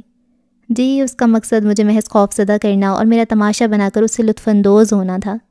اسے اپنی مضحکہ خیز حالت یاد آئی جب وہ دیوانہ وار سڑک پر بھاگ رہی تھی اور جہاں اس کا دل پھوٹ پھوٹ کر رو دینے کو چاہا، وہاں بے اختیار دل میں یہ خواہش بھی ابھری تھی کہ کہیں سے وہ بدتمیز شخص اس کے سامنے آ جائے اور وہ اس کا منہ نوچ کر اس کا حلیہ پکاڑ کر رکھتے۔ گھر والوں کی بات کچھ اور ہوتی ہے زباریہ، لیکن مس مزاب کے ساتھ ایسا کوئی بھی مذاق قطعی نامناسب بات ہے۔ ایس پی صاحب نے اس کے چہرے پر پھیلتی ناگواری کو بغور دیکھ کر کہا تھا۔ میرا خیال ہے اب میں چلتی ہوں۔ بہت ضبط کے بعد اس نے کہا تو اپنی آواز خود بھی بمشکل ہی سن سکی تھی۔ دیکھیے مزاب، ارغان نے آپ کے ساتھ جو بھی شرارت یا بدتمیزی کی ہے اس پر تو میں شرمندہ ہوں ہی، مگر اس بات کا بھی یقین رکھیے کہ وہ خود آپ سے اس سلسلے میں معذرت کرے گا۔ ایس پی صاحب کی بھاری آواز اس کے عقب میں گونجی تھی، مگر وہ کوئی بھی رسپانس دیے بغیر مرے مرے قدموں سے باہر نکل آئی تھی۔ ایکسکیوز می ٹیچر، مانی کی معصوم آواز نے اسے لمحہ بھر کے لیے روک دیا تھا۔ آپ کل آئیں گی نا؟ اسے ڈر تھا کہ چاچو کا مذاق ان کو ایک اچھی ٹیچر سے محروم کر دے گا۔ ٹیچر پلیز پلیز آ جائیے گا، وہ ملتجی لہجے میں اس کا ہاتھ پکڑے کہہ رہا تھا۔ مزاب نے اسپارٹ سی نظروں سے اسے دیکھا اور پھر آہستگی سے اپنا ہاتھ چھڑا کر آگے بڑھائی۔ پختہ روش پر چلتے ہوئے اس نے پلٹ کر ٹیرس اور پھر لان کے اس مخصوص حصے کو دیکھا جہاں وہ اس نام نہاد پاگل کو اکثر و بیشتر دیوانگی کے عالم میں دیکھا کرتی تھی۔ مزاب بی بی، اپنے قیاس اور مفروضے پر یقین کی مہر ثبت کرنے سے پہلے حالات و واقعات کو جانچنے اور پرکھنے کی ذرا سی کوشش ہی کر لی ہوتی تو آج یوں سب کے سامنے خفتہ نہ اٹھانی پڑتی۔ وہ کہیں بھی موجود نہیں تھا، مگر جیسے ہر جگہ کھڑا اس کا تمسخر اڑا رہا تھا۔ ایک طویل سانس لے کر اس نے گردن موڑ لی اور نظریں اپنے اٹھتے گرتے قدموں پر گاڑ کر آگے بڑھتی چلی گئی۔ کیا واقعی حالات انسان کو اس قدر بدل دیتے ہیں یا پھر میں ہی بے حس ہو گئی ہوں؟ اس نے سڑک کے کنارے رک کر تیز رفتار ٹرک کو گزر جانے دیا۔ اگر کوئی اور وقت ہوتا تو میں اس ارغان کی ایسی درگت بناتی کہ اس کی آئندہ آنے والی نسلیں بھی یاد رکھتیں، اور وہ چوکیدار، اسے تو شاید میں گولی سے اڑا دیتی۔ مگر اب میں نے یہ سب اس طرح برداشت کر لیا جیسے یہ سب میرے ساتھ نہیں کسی اور کے ساتھ ہوا ہو۔ اس نے بھاگ کر سڑک کراس کی اور چرچ روڈ کے گھنے سایہ دار درختوں کی پناہ میں چلنے لگی۔ شاید اس لیے کہ بہت حد تک قصور میرا اپنا ہے۔ میں نے اپنے خیال سے آگے کچھ سوچنے، کچھ جاننے کی ضرورت ہی محسوس نہیں کی۔ اس سے بڑھ کر کمکلی کیا ہوگی کہ میں نے اس کے متعلق جاننے کے لیے فطری تجسس کا مظاہرہ بھی نہیں کیا۔ زباریہ، بچے، ملازم سبھی تو تھے میرے آس پاس۔ اسے اپنی کوتاہی بری طرح کھل رہی تھی۔ انسان کو اپنی سوچ اور خیال پر اس قدر بھی بھروسہ نہیں ہونا چاہیے کہ وہ اس کی تصدیق کی زحمت بھی گوارا نہ کرے۔ اس نے خود کو بری طرح لتاڑا۔ چلو مان لیا کہ یہاں تک سارے کا سارا قصور میرا ہے، مگر اس کے باوجود بھی اس شخص کو اتنا حق کس نے دیا تھا کہ وہ… اس سے آگے سوچوں کی ایک یلغار تھی جو اس پر حملہ آور ہوئی تھی۔ قدموں کی رفتار کے ساتھ خون کی گردش بھی تیز تر ہوتی گئی تھی، اور اسی حالت میں جب گھر کے سامنے پہنچ کر اس کا واسطہ بند دروازے سے پڑا تو اپنا سارا غصہ دروازے کو پیٹ کر نکالا۔ ارے ارے کیا ہو گیا؟ کون ہے بھائی؟ سارم نے بکھلائی ہوئی انداز میں وہ دروازہ کھولا تو فوراً سے ہی اسے ایک طرف ہٹا کر اندر داخل ہو گئی۔ معلوم بھی ہے کہ یہ وقت آنے کا ہوتا ہے، اس کے باوجود دروازہ یوں بند ہوتا ہے جیسے خزانے دفن ہو یہاں۔ پہلے سڑکوں کی خاک چھان کر آؤ، پھر گھنٹہ بھر دروازے کے سامنے کھڑے رہو۔ بیگ تخت پر پٹکتے ہوئے اس نے سخت چھلے بنے انداز میں کہا، اور پھر جوتے اتار کر ننگے پاؤں تھپ تھپ کرتی نلکے کی طرف پڑ گئی۔ حکم میں سارم کی دبی دبی ہنسی کی آواز آئی تو اس نے پلٹ کر اسے گھورا۔ اس میں ہنسنے والی کون سی بات ہے؟ بھائی تم تو آتی یوں شروع ہو گئی ہو جیسے ایک غصیلا اور جھگڑالو شوہر دفتر سے واپسی پر سارا غصہ اپنی مسکین سی بیوی پر نکالتا ہے، جبکہ نہ تو تم جھگڑالو شوہر ہو اور نہ میں مسکین سی بیوی۔ اس نے مسکراتی ہوئی کہا تو وہ سر جھٹک کر نلکے پر جھک گئی۔ میں تو سوچ بھی نہیں سکتا تھا کہ آج کے زمانے میں بھی کوئی فرد اس قدر معصوم ہو سکتا ہے، وہ حیرت بھرے لہجے میں کہہ رہا تھا۔ مزاب نے دور آسمان پر اڑتے پرندوں سے نظریں ہٹا کر اسے دیکھا۔ سرمئی سوٹ میں چہرے پر معصومیت لیے وہ شخص اسے زہر سے بھی زیادہ برا لگ رہا تھا۔ میرا خیال ہے معصوم کی بجائے بے وقوف کہنا زیادہ مناسب رہے گا۔ ارغان سمجھ نہیں سکا وہ خود پر طنز کرے گا یا اس پر، لیکن اس کے باوجود شرمندہ ہو گیا۔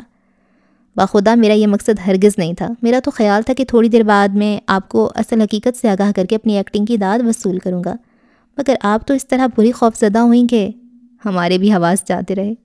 بلیو میں، اگر مجھے ذرا سا بھی اندازہ ہوتا کہ میرے اس مذاق کے اتنے سنگین نتائج برآمد ہوں گے تو میرا نہیں خیال کہ اس صورتحال کی سنگینی کسی بھی طرح پر اثر انداز ہوئی ہو۔ آپ نے تو خوب انجوائے کیا ہوگا اپنی اس شرارت کو، اس لیے اب میرا مزید وقت ضائع مت کریں۔ مزاب کے لہجے میں بلا کی سختی در آئی۔ یہ تو آپ کہہ رہی ہیں نا، ذرا ہم سے پوچھئے اس ذرا سے ایکسیڈنٹ میں ہم کس طرح متاثر ہوئے ہیں۔ سچ بھئی رات کو نیند نہیں آتی ہمیں۔ آسمان پر رات کو جتنے بھی ستارے نکلتے ہیں انہیں 2 بار گنتا ہوں، تب کہیں جا کر نیند آتی ہے۔ پہلے تو دل کا چین ہی کھویا تھا، اب دل کا بھی کوئی عطا پتہ نہیں۔ اوپر سے ہمارے ایس پی بھیا کی ڈانٹ ٹپٹ، بنتا جائے تو جائے کہاں؟ میری طرف سے جائیں جہنم میں، مگر میرا راستہ چھوڑیں۔ مزاب کو اس کا بے ساختہ انداز ایک آنکھ نہیں بھا رہا تھا۔ اگر اس طرح ناراض ہوں گی تو کون کافر راستہ چھوڑے گا؟ اس کی سیاہ آنکھوں میں مچلتے غصے اور خفگی کو دیکھ کر وہ بے خود سے انداز میں کہہ تو گیا، مگر اس کی خفگی کے ڈر سے فوراً ہی زبان دانتوں تلے بھی دبا لی۔ دیکھیے مسٹر ارغان، اگر آپ نے مجھے مزید تنگ کیا تو میں آپ کی شکایت ایس پی صاحب سے کروں گی۔ اسے مستقل مزاجی سے ڈٹے دیکھ کر وہ بری طرح زچ ہو رہی تھی۔ واٹ؟ یعنی کہ آپ کا خیال ہے میں آپ کو تنگ کر رہا ہوں؟ کمال ہے، میں گھنٹے بھر سے آپ کی منت سماجت کر رہا ہوں اور آپ… تو کس نے کہا ہے کہ آپ میری منت سماجت کریں؟ وہ ایک دم چٹک گئی۔ اگر مجبوری نہ ہوتی تو شاید میں بھولے سے بھی اس گھر کا رخ نہ کرتی، لیکن اگر میری ضرورت مجھے یہاں تک کھینچ لائی ہے تو بہتر ہے کہ آپ میری مجبوری سے ناجائز فائدہ اٹھانے کی کوشش نہ کریں۔ شدت جذبات سے اس کا چہرہ سرخ ہو گیا تھا۔ جواباً وہ چند لمحے ہونٹ بھینچے اسے دیکھتا رہا۔ ڈوبتے سورج کی نارنجی شعاعیں اسے اپنے حصار میں لیے ہوئے تھے۔ ہونٹوں کو کچلتی پلکیں تیزی سے جھپکا کر وہ آنکھوں کی نمی کو خشک کرنے کی بھرپور جدوجہد کر رہی تھی۔ اس نے طویل سانس لے کر اس پر سے نظریں ہٹا لیں اور سر جھٹکتے ہوئے اس کے راستے سے ہٹ گیا۔ اس روز وہ بختیار ہاؤس پہنچی تو پورے گھر میں اسکول کی پرنسپل مسز عامر کی آواز گونج رہی تھی۔ یہ یہاں کیا کر رہی ہیں؟ اس نے قدر حیرت سے سوچتے ہوئے کمرے میں قدم رکھا۔ آؤ بھائی آؤ مزاب، اسے دیکھتے ہی وہ خوش دلی سے مسکرائیں۔ سنیں بہت محنت کر رہی ہو سنی اور مانی پر؟ اس کے بیٹھتے ہی وہ گویا ہوئیں۔ جی ہاں، یہ بچے خود ہی اتنے محنتی اور سمجھدار ہیں کہ… اس نے کہنا چاہا، مگر مسز عامر حسب عادت اپنی کہہ چکنے کے بعد کچن سے نکلتی زباریہ کی طرف متوجہ ہو چکی تھیں۔ وہ برا سمو بنا کر کتاب کے صفحے پلٹنے لگی۔ بھیا ارغان کہاں ہے؟ سچ بھائی میں تو اس کی طبیعت کی خرابی کا سنتے ہی بھاگی چلی آئی۔ ماشاءاللہ بڑا ہی ہنسوڑ بچہ ہے، محفل میں جان ڈال دینے والا، مجھے تو اپنے بیٹوں کی طرح ہی عزیز ہے۔ وہ اپنے کمرے میں ہے، میرا خیال ہے آپ وہیں مل لیں اس سے۔ زباریہ کے کہنے پر وہ جھٹ اٹھ کھڑی ہوئی تھیں۔ ارے مزاب تم کیوں بیٹھی ہو؟ آ جاؤ نا، ارغان کی خیر خیریت پوچھ لیتے ہیں، عیادت کرنا تو ویسے بھی بڑے ثواب کا کام ہے۔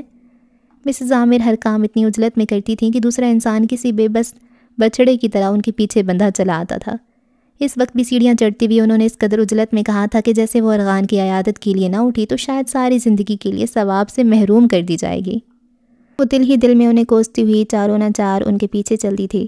ابھی پہلی سیڑھی پر قدم رکھا ہی تھا جب فون کی بیل بج اٹھی۔ ان کے پیچھے آتی زباریہ نے فوراً سوپ کا پیالہ اس کے ہاتھ میں تھما دیا۔ پلیز یہ تم اوپر لے جاؤ، میں بھی فون سن کر آتی ہوں، وہ معذرت خوانہ لہجے میں کہتی پلٹ گئی تھیں۔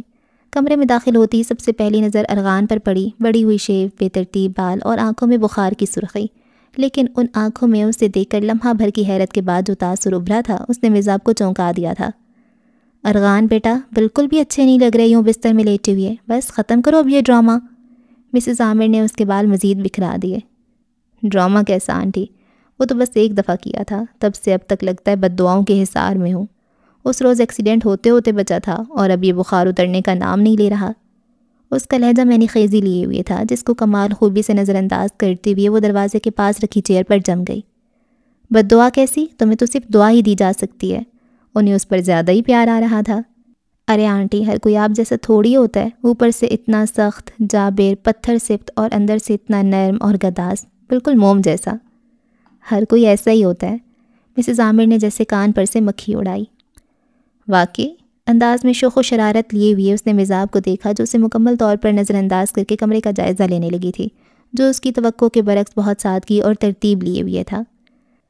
دیکھنے میں تو بہت لاؤبالی اور بے پرواہ سا لگتا ہے، مگر کمرے کی سجاوٹ سے لگتا ہے دوہری شخصیت کا مالک ہے۔ در حقیقت بہت سلجھا ہوا، سنجیدہ اور حساس، مگر ظاہری طور پر۔ لیکن میں اس کا تجزیہ کرنے کیوں بیٹھ گئی ہوں؟ بک شیلف کا آنکھوں ہی آنکھوں میں جائزہ لیتے ہوئے اس نے خود کو گھرکا اور پھر کمرے کی سجاوٹ میں کھو گئی۔ اسٹیریو، کمپیوٹر، سائڈ ٹیبل پر پڑے لیمپ اور خوبصورت ٹائم پیس کا جائزہ لیتے ہوئے اس کی بھٹکتی ہوئی نظریں بیڈ پر بکھرے کشنز اور پھر ارغان پر پڑیں تو وہ دیکھتی رہ گئی۔ جذبے لوٹاتی نگاہیں نہ جانے کب سے اسے اپنے حصار میں لیے ہوئے تھیں۔ نظروں کا تصادم ہوتے ہی ارغان نے بڑے اطمینان سے نگاہوں کا زاویہ بدلا اور مسز عامر کی طرف متوجہ ہو گیا۔ ناگواری کی ایک شدید لہر دل میں اٹھی تو ماتھے پر خود بخود دیوریوں کا جال سا بچھ گیا۔ ارے مزاب یہ سوپ ہاتھ میں لیے کیوں بیٹھی ہو؟ ارغان کو دو نا۔ اپنی ہی باتوں میں الجھی مسز عامر نے اٹھ کر کھڑکیوں کے پردے ہٹاتے ہوئے کہا تو وہ گڑبڑا کر اپنے ہاتھ میں پکڑے بول کو دیکھنے لگی۔ نہیں مس مزاب کو کھیلنے دیں، میں بعد میں پی لوں گا۔ وہ کتنی ہی دیر سے اسے سوپ میں مسلسل چمچ گھماتی ہوئی دیکھ رہا تھا، سو کہے بغیر نہ رہ سکا۔ اس پر مسز عامر کے کہے نے اسے مزید شرمندہ کر دیا۔ فوراً ہی اپنی جگہ سے اٹھ کر اس نے پیالہ اس کی طرف بڑھا دیا۔ کیا مطلب؟ کیا میں خود پیوں گا؟ وہ لیٹے لیٹے حیرت سے گویا ہوا۔ تو کیا میں پلاؤں گی آپ کو؟ آواز دھیمی مگر لہجہ پھاڑ کھانے والا تھا۔ ویسے مذائقہ تو کوئی نہیں، وہ ہلکے سے بڑبڑایا۔ چلے اور کچھ نہیں تو سہارا دے کر بٹھائی دیں۔ اگرچہ چہرے پر حد درجے نکاہت طاری کر لی گئی تھی، مگر آنکھوں کا تاثر اس کی شرارت کو عیاں کر گیا تھا۔ اس نے جواباً ٹھک سے پیالہ میز پر پٹخ دیا، مگر اگلے ہی پل مسز عامر کو اپنی طرف متوجہ ہوتے دیکھ کر وہ سٹ پٹا گئی۔ میرا مطلب ہے اگر دل نہیں چاہ رہا تو بعد میں پی لیجئے گا۔ اسے معلوم تھا کہ اگر مسز عامر کو بھنک بھی پڑ گئی تو ابھی مریضوں کی ذمہ داری پر لیکچر شروع ہو جائے گا اور اسے چپ چاپ سننا پڑے گا کہ ان کی ملازمت پر لات مارنے کے چانسز فی الحال کہیں نظر نہیں آ رہے تھے۔ اس کی بات بدلنے پر ارغان کے ہونٹوں پر بھی اختیار مسکراہٹ آ رکی تھی۔ اس نے اسے مزید سلگا کر رکھ دیا، سو فوراً ہی میں اب چلتی ہوں کہہ کر کسی کی بھی جواب کا انتظار کیے بغیر کمرے سے نکلتی چلی گئی۔ نیچے پہنچی تو بچے کتابوں سمیت غائب تھے اور زباریہ فون پر غالباً ایس پی فیضان سے الجھ رہی تھیں۔ لاہور پوسٹنگ کیا ہوئی؟ لگتا ہے پورا ملک آپ کے کندھوں پر چل رہا ہے۔ 15 دن ہو گئے آپ کو شکل دکھائی ہوئے۔ مصعب نے اشارتاً انہیں اپنے جانے کے بارے میں بتایا اور ان کے اس بات میں سر ہلانے پر باہر نکل آئی۔ صبح آتے ہی فردوس خالہ نے اسے سلائی کڑھائی کی کچھ چیزوں کی لسٹ بنا کر دی تھی جن کی خریداری کے لیے اسے یہی وقت مناسب لگا تھا، سو وہاں سے سیدھی بازار چلی آئی۔ خریداری کرتے ہوئے نہ چاہتی ہوئے بھی دو گہری گہری آنکھیں اسے مسلسل تنگ کرتی رہیں، کبھی کاؤنٹر کی چکنی سطح پر ابھر آتیں تو کبھی کسی نیون سائن کے پیچھے سے جھانکنے لگتیں۔ وہ چڑ سی گئی۔ عجیب وقوف سا شخص ہے وہ، میں نہ جانے کیوں سوچ رہی ہوں اسے۔ اس نے سر جھٹک کر اسے ذہن سے نکالنے کی شعوری کوشش کی۔ مطلوبہ چیزیں کافی مشقت کے بعد اس کے ہاتھ لگی تھیں اور جب وہ خریداری کے بعد مارکیٹ سے نکل کر مین روڈ تک آئی تو آسمان کے سرمئی کناروں پر ہلکی ہلکی سیاہی ابھر رہی تھی۔ گھر تک پہنچنے یقیناً اندھیرا پھیل جاتا، پھر تکن کا غلبہ بھی تھا، سو وہ ٹیکسی کی تلاش میں ادھر ادھر دیکھنے لگی۔ بے پناہ ٹریفک، شور، ہنگامہ، ہر کوئی اپنے مسکن تک جلد از جلد پہنچنے کے لیے کوشاں تھا۔ اس کا انتظار کوفت میں بدلنے لگا۔ شدید بیزاری کے ساتھ اس نے دائیں بائیں نگاہ دوڑائی۔ لگا آنکھوں کے سامنے ایک دھماکہ ہوا تھا۔ حد درجے بے یقینی اور حیرت سے سر جھٹکتے اس نے دوبارہ سڑک کی دوسری طرف جنرل سٹور سے نکلتے شخص کو بغور دیکھا۔ بہت دیکھے بھالے مانوس سے نقوش تھے جنہیں نظروں سے چھوتے ہی بے لوث اپنائیت کا احساس دل میں جاگزین ہونے لگا۔ احمر؟ ہونٹوں کی بھی آواز جنبش غیر ارادی تھی۔ اس شخص نے سلور گرے کرولا کا ڈور لاک کھولتے ہوئے بے نیازی سے ادھر ادھر دیکھتے ہوئے بلیک گلاسز آنکھوں پر لگا لیے تھے۔ میزاب نے سینے میں اٹکی ہوئی سانس کو بمشکل کھینچا تھا۔ اسے اپنے قدموں تلے شدید ارتعاش محسوس ہوا۔ ہاں وہی ہے، پکار لو، بلا لو۔ اس کا دل تڑپا تھا، مچلا تھا۔ احمر؟ بے اختیار 2 قدم آگے بڑھاتے ہوئے اس نے پوری قوت سے اسے پکارا، مگر معلوم نہیں آواز اس کے حلق سے نہیں نکل پائی یا پھر ٹریفک کے بے پناہ شور میں کہیں پھنس کر رہ گئی۔ وہ شخص بڑے آرام سے دروازہ کھول کر اپنی گاڑی میں سوار ہو چکا تھا۔ احمر! گاڑی اس کے سامنے رینگنے لگی تھی۔ وہ بے تابی و بے قراری سے اسے پکارتی فٹ پاتھ سے اتر کر سڑک پر آ گئی۔ احمر پلیز رکو، احمر! وہ تقریباً چیختی ہوئی گاڑی کی طرف لپکی۔ موٹر سائیکل، رکشے، گاڑی، ویگن، وہ ایک ایک چیز سے بچتی، رکتی، ٹھٹکتی اس کے پیچھے بھاگی۔ احمر اس کی نظروں کے سامنے اس کی دسترس سے دور ہو رہا تھا۔ یہ خیال ہی اس کے لیے سہانے روح تھا۔ نہیں، اب نہیں کھونے دوں گی۔ گاڑی رفتار پکڑ چکی تھی۔ وہ جنونی انداز میں گاڑی کی طرف بھاگی۔ رواں دواں سڑک پر اسے یوں دیوانہ وار بھاگتے دیکھ کر کئی ایک لوگ اس کی طرف متوجہ ہو گئے تھے۔ احمر رک جاؤ پلیز! وہ ایک کے بعد دوسری گاڑی سے ٹکراتے ہوئے بمشکل بچی تھی، مگر کب تک؟ مخالف سمت سے آتی تیز رفتار گاڑی اس طرح سے اسے ٹکرائی کہ وہ چلتی ہوئی دور جا گری۔ بے شمار گاڑیوں کے بریک بیک وقت چرچرائے تھے۔ ایک ثانیے کے لیے جیسے ہفتے آسمان اس کی نظروں کے سامنے گھوم گئے تھے۔ درد اور تکلیف کی شدت سے نڈھال ہوتے ہوئے اس نے بمشکل اپنی بند ہوتی آنکھوں کو کھولا۔ وسیع و عریض آسمان اس کے اوپر جھکا ہوا تھا۔ گول گول گھومتے ہوئے درخت اس کے سر پر آ رک گئے تھے۔ رواں دواں ٹریفک ساکت ہو گئی تھی۔ چیختے چلاتے ہارن دم توڑ گئے تھے۔ پوری کائنات نے جیسے لمحہ بھر کے لیے چپ کی چادر اوڑھ لی تھی، اور اس چپ میں بس اس کی پکار باز گشت بن کر گونجتی رہ گئی تھی۔ اس نے اپنی تمام ترزائل ہوتی قوتوں کو مجتمع کرتے چہرہ اوپر اٹھایا۔ کوئی گرم سیال چیز اس کی پیشانی سے بہتی ہوئی گردن تک آ رہی تھی۔ اس نے خوفزدہ نظروں سے اپنے اوپر جھکانے والے چہروں کو اس مانوس چہرے کی تلاش میں ٹٹولنا چاہا، مگر آنکھوں میں اترتی بے تحاشا دھند نے اس کی ہر کوشش کو ناکام بنا دیا۔ رات کا نہ جانے کون سا پہر تھا جب اس کی آنکھ کھلی۔ کمرے میں 0 پاور کا بلب روشن تھا اور پنکھا بہت سست رفتار سے چل رہا تھا۔ وہ چند لمحے یوں ہی سامنے دیوار پر پنکھے کے گھومتے ہوئے سائے کو دیکھتی رہی، پھر گردن گھما کر ساتھ والی چارپائی کی طرف دیکھا تو ماما اسے بیدار ہوتے دیکھ کر فوراً ہی اس پر جھک آئیں۔ حلق میں کانٹے سے چبھ رہے تھے۔ اس نے خشک ہونٹوں پر زبان پھیرتی ہوئی ماما کی طرف دیکھا تو وہ فوراً ہی اس کا مدعا سمجھ کر پانی کا گلاس بھر لائیں۔ آپ ابھی تک سوئی نہیں؟ اس نے گردن اونچی کر کے کھڑکی سے باہر پھیلے اندھیرے کو دیکھا۔ سو گئی تھی، بس ابھی کچھ دیر پہلے ہی آنکھ کھلی تھی۔ ماما نے بہت ملائمت سے اس کے چہرے پر بکھرے بالوں کو سمیٹا تو وہ بس ایک نظر انہیں دیکھ کر رہ گئی۔ سرخ ہوتی ہوئی متورم آنکھیں گواہ تھیں کہ وہ نہ صرف رات بھر جاگتی رہی تھی بلکہ رونے کا سلسلہ بھی جاری و ساری رہا تھا۔ ماما، آپ کو کبھی بھی جھوٹ بولنا نہیں آیا؟ وہ زیر لب مسکرائی تو ماما نے آنکھیں چرا لیں۔ میں بالکل ٹھیک ہوں ماما، اس لیے پریشان ہونا بند کریں۔ بے شک چیک کر لیجئے، نہ تو ٹمپریچر ہے اور نہ ہی کہیں درد ہو رہا ہے، اس لیے اب آپ آرام سے سو جائیں۔ اس نے ہولے سے ان کا ہاتھ دباتی ہوئے کہا۔ ہاں میں سو جاؤں گی، مگر تم بتاؤ بھوک تو نہیں لگ رہی؟ کچھ لاؤں کھانے کے لیے؟ نہیں ماما، میں بس اب سوؤں گی۔ اس نے کہنے کے ساتھ ہی کروٹ بھی بدلی تو ماما بھی اٹھ کر اپنے بستر پہ چلی گئیں۔ چند لمحوں بعد اس نے آہستگی سے آنکھیں کھول دیں کہ نیند کا آنا اب محال تھا۔ اپنے تکیے پر انگلیوں سے لکیریں کھینچتے ہوئے اس کی نظریں کھڑکی سے جھانکتے آدھے چاند پر جا ٹکی تھیں۔ اس روز کا واقعہ اپنی تمام تر جزیات کے ساتھ اس کے ذہن میں گھوم گیا۔ کون تھا وہ؟ محض ایک خواب، سراب، وہم یا گمان؟ کیا وہی سچ تھا جو میری آنکھوں نے دیکھا؟ وہ بری طرح الجھ گئی۔ احمر ایک حقیقت بن کر اس کے سامنے آیا تھا، مگر اب اس قدر بے یقینی تھی کہ وہ چاہتی ہوئی بھی ماما کو اس واقعے کی اصلیت سے آگاہ نہیں کر سکی تھی۔ وہ اسے محض ایک روڈ ایکسیڈنٹ سمجھ رہی تھیں۔ کیا ہو گیا تھا مجھے؟ اس قدر بچکانہ رد عمل تھا میرا کہ حد نہیں، اور کچھ نہیں تو گاڑی کا نمبر ہی نوٹ کر لیتی، کسی رکشے ٹیکسی پر اس کا پیچھا ہی کر لیتی، مگر یہ خیال مجھے اس وقت کیوں نہ آیا؟ اس نے بے بسی سے سر تکیے پر پٹخا۔ کیا بات ہے میزاب؟ ماما نے شاید اس کی بے چینی بھانپ لی تھی، اور اس نے کچھ نہیں کہتے ہوئے بازو آنکھوں پر رکھ لیا تھا۔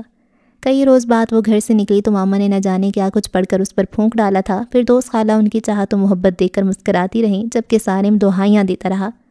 خدا را آنٹی جی کچھ پھونکے میرے لیے بھی بچا رکھیں، میں بھی اپنی ماں کا اکلوتا بیٹا ہوں۔ اور وہ ہنس کر اسے مزید جلاتی رہی۔ پیپلے والے سائی نے اسے دیکھتے ہی اس زور کی بھڑک ماری تھی کہ وہ اپنی جگہ کانپ کر رہ گئی۔ وہ بولا کچھ نہیں، بس جلالی آنکھوں میں چمک اور ہونٹوں پر مسکراہٹ لیے اسے دیکھتا رہا۔ وہ بھی چپ چاپ سر جھکائے اس کے قریب سے گزرتی چلی گئی۔ پورے دن میں جتنی بھی گاڑیاں اس کے پاس سے گزریں وہ لاشعوری طور پر ان کے اندر جھانکتی رہی۔ ایسا بھی تو ہو سکتا ہے کہ مجھے دھوکہ ہی ہوا ہو۔ وہ انہیں سوچوں میں غلطاؤں پیچاں تھے جب اس کی انتہائی نزدیک آ کر رکتی گاڑی کا ہارن بج اٹھا۔ وہ بری طرح چونک کر گاڑی کی طرف پلٹی اور غیر متوقع طور پر ڈرائیونگ سیٹ پر بیٹھے ارغان کو دیکھ کر اس کا موڈ خواہ مخواہ ہی بگڑ گیا۔ کہاں جا رہی ہیں؟ آئیے میں آپ کو ڈراپ کر دیتا ہوں۔ کھڑکی سے سر نکالے وہ اپنی مخصوص جاندار لہجے میں اسے آفر کر رہا تھا۔ نو تھینکس، میں چلی جاؤں گی۔ وہ رکھائی سے جواب دے کر آگے بڑھ گئی۔ میرا خیال ہے آپ خواہ مخواہ تکلف برت رہی ہیں۔ آ جائیے، میں بھی گھر ہی جا رہا ہوں، غالباً آپ کو بھی تو وہیں جانا ہے۔ وقت تو جی بالکل وہیں جانا ہے، اور ویسے ہی جاؤں گی جیسے روز جایا کرتی ہوں۔ آپ کو تکلیف اٹھانے کی ضرورت نہیں۔ اس نے سختی سے منع کر دیا، جانتی تھی گاڑی میں بیٹھنا گویا اسے سر پر سوار کر لینا ہے۔ تکلیف کیسی؟ آپ کو کون سا گاڑی کی بجائے میرے کندھوں پر سوار ہونا ہے؟ وہ ڈھٹائی سے مسکرایا۔ شٹ اپ مسٹر، میں نے کہہ دیا نا میں خود چلی جاؤں گی، اس لیے بہتر ہے کہ اب آپ اپنا راستہ ناپیے۔ اس کے سختی سے ڈانٹنے پر اس نے برا سا منہ بنا کر کندھے اچکا دیے۔ اوکے ایز یو وش، لیکن اتنا بتا دوں کہ ہر صورت میں نقصان آپ ہی کا ہوگا۔ وہ سنی انسنی کرتی لب بھینچے آگے بڑھتی رہی۔ تب اس نے گلاسز چڑھائے اور تیز رفتاری سے گاڑی آگے بڑھا لے گیا، اور وہ جلتی بھنتی اس حبسدہ موسم میں پیدل مارچ کرتی ہوئی بالآخر بختیار ہاؤس پہنچی گئی۔ وہاں تو اے سی لگے روم میں داخل ہوتی فوری طور پر تو اسے کچھ نظر نہیں آیا، مگر جب چند لمحوں بعد کمرے کا ماحول واضح ہوا تو اسے لگا باہر کی ساری تپش اسی کمرے میں جمع ہونے لگی ہے۔ کتنے آرام سے وہ سامنے صوفے پر بیٹھا کسی رسالے کی ورگردانی کر رہا تھا۔ تبھی ملازمہ ہاتھ میں چائے اور دیگر لوازمات سے بھری ٹرے لے کر کمرے میں داخل ہوئی تو اس نے اسے فوراً سنی اور مانی کو بلانے کے لیے کہہ ڈالا۔ جی وہ تو گھر پر نہیں ہے۔ کہاں گئے ہیں؟ اس نے جھمبے سے ملازمہ کو دیکھا۔ وہ تو پنڈی گئی ہوئی ہیں اپنے ماموں کے ساتھ۔ کیا؟ مگر اس نے حیرت سے ارغان کو دیکھا جو ملازمہ کو جانے کا اشارہ کر کے اپنی پلیٹ میں پیسٹری اور پزا کا مینار کھڑا کر رہا تھا۔ آپ نے مجھے بتایا کیوں نہیں؟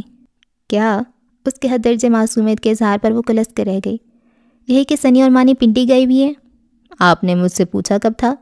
وہ بڑے مزے سے سارا قصور اس پر ڈال گیا تو اس کا دل چاہا کہ اس کمرے میں جتنے بھی میٹل پیسز پڑے ہیں ایک ایک کر کے اس کے سر پر دے مارے۔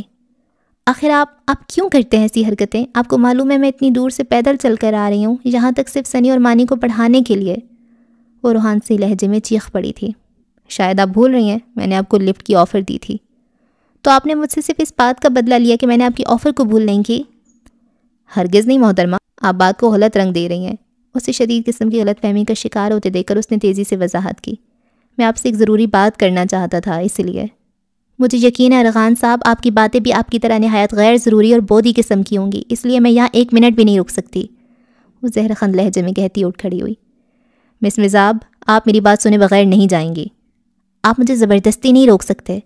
ارغان کی قطعی لہجے پر وہ فیصلہ کن انداز میں دروازے کی طرف پڑی تھی۔ چلیں یہ بھی کر دیکھیں۔ وہ اطمینان سے سیٹی بجاتی ہوئی اٹھ کھڑا ہوا اور ابھی مزاب نے دروازے سے باہر جانے کے لیے قدم رکھا ہی تھا کہ نہ جانے کہاں سے وہ بلٹیریئر بھاگتا ہوا آیا اور اس کے سامنے جم کر غرانے لگا۔ اس اچانک افتاد پر وہ بری طرح بوکھلا کر پیچھے ہٹ گئی۔ یہ کیا بدتمیزی ہے؟ وہ خوفزدہ انداز میں چلائی۔ بدتمیزی نہیں، یہ ٹائیگر ہے، سانس بھی اپنے مالک کے حکم سے لیتا ہے، اس لیے میرا خیال ہے آپ اس کی وفاداری کو چیلنج کیے بغیر آرام سے بیٹھیں اور میری بات سن لیں۔ مزاب نے کھا جانے والی نظروں سے اسے دیکھا جو اب بڑے آرام سے چائے کا کپ تیار کر رہا تھا۔ کتنی چینی لیں گی؟ وہ دوستانہ انداز میں مخاطب تھا، یوں جیسے کچھ ہوا ہی نہ ہو۔ ہائے اللہ، کس قدر ڈھیٹ شخص ہے یہ، کسی بات کا اثر ہی نہیں ہوتا اس پر۔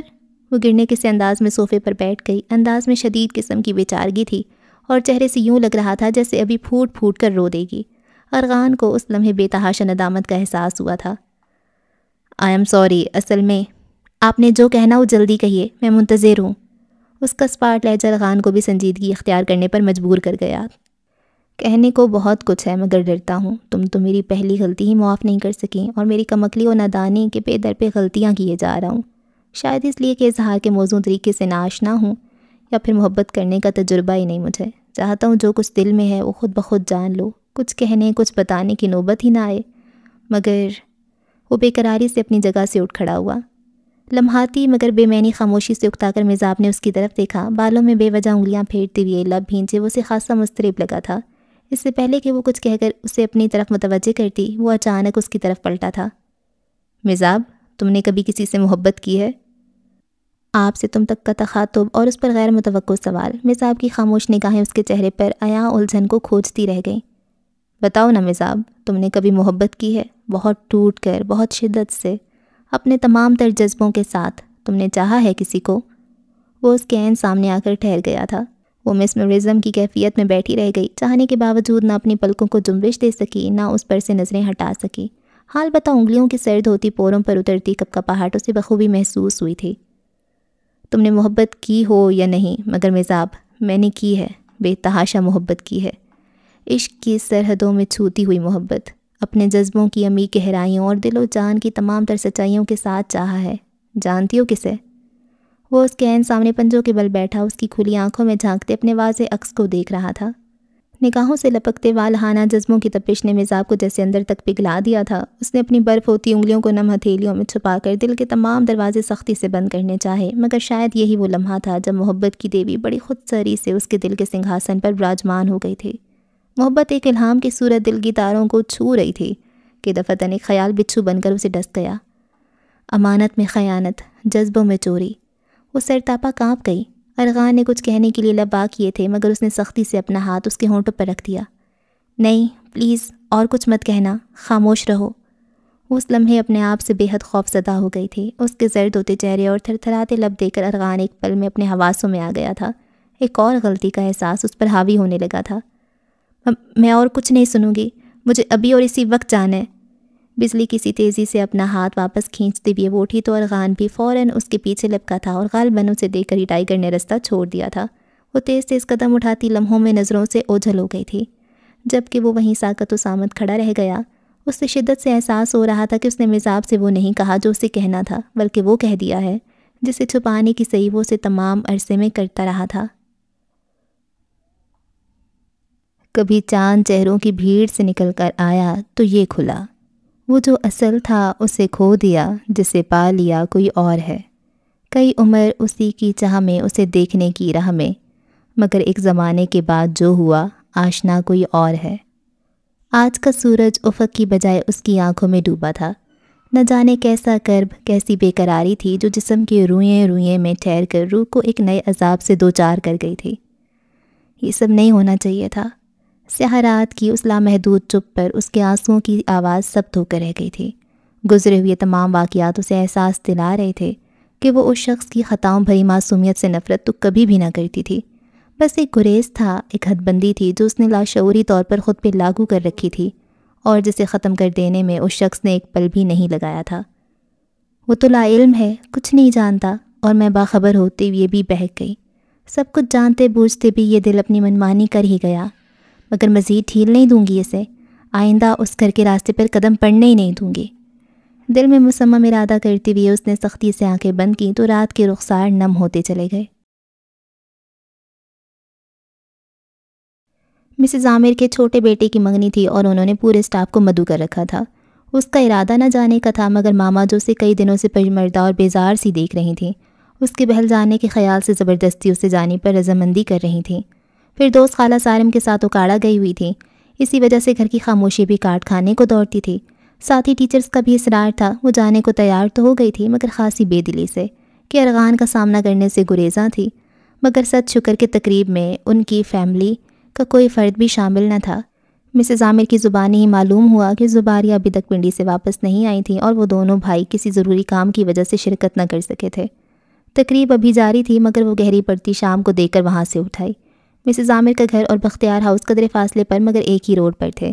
مین روڈ تک جانے کے لیے اسے لامحالہ بختیار ہاؤس کے سامنے سے گزرنا تھا، اور یہی لمحہ اس پر سب سے بھاری تھا۔ سیاہ بلند و بالا گیٹ پر نظر پڑتی ہی اس کا دل جس بے ترتیبی سے دھڑکا، اس سے وہ مزید پریشان ہو گئی۔ نچلا ہونٹ دانتوں تلے کو چلتے ہوئے اس نے اپنے قدموں کی رفتار خاصی تیز کر دی تھی۔ یوں محسوس ہو رہا تھا جیسے ابھی گیٹ کھلے گا اور وہ ڈارک براؤن آنکھوں میں بے تحاشا چمک لیے اس کے سامنے آ کھڑا ہوگا اور پوچھے گا، مزاب، تم نے کبھی کسی سے محبت کی ہے؟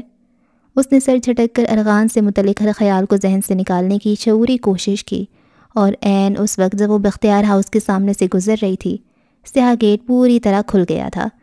گاڑی سست روی سے رینگتی ہوئی باہر نکلی تھی۔ میزاب نے اب نظریں سختی سے اپنے اٹھتے گرتے قدموں پر جما دیں اور جب گاڑی اس کے نزدیک سے گزرنے لگی تب اس نے کنکھیوں سے ڈرائیونگ سیٹ کی طرف دیکھا اور وہاں بیٹھے شخص کے چہرے پر نگاہ پڑتے ہی کوئی بجلی تھی جو اس کے دل و دماغ میں کوندی تھی۔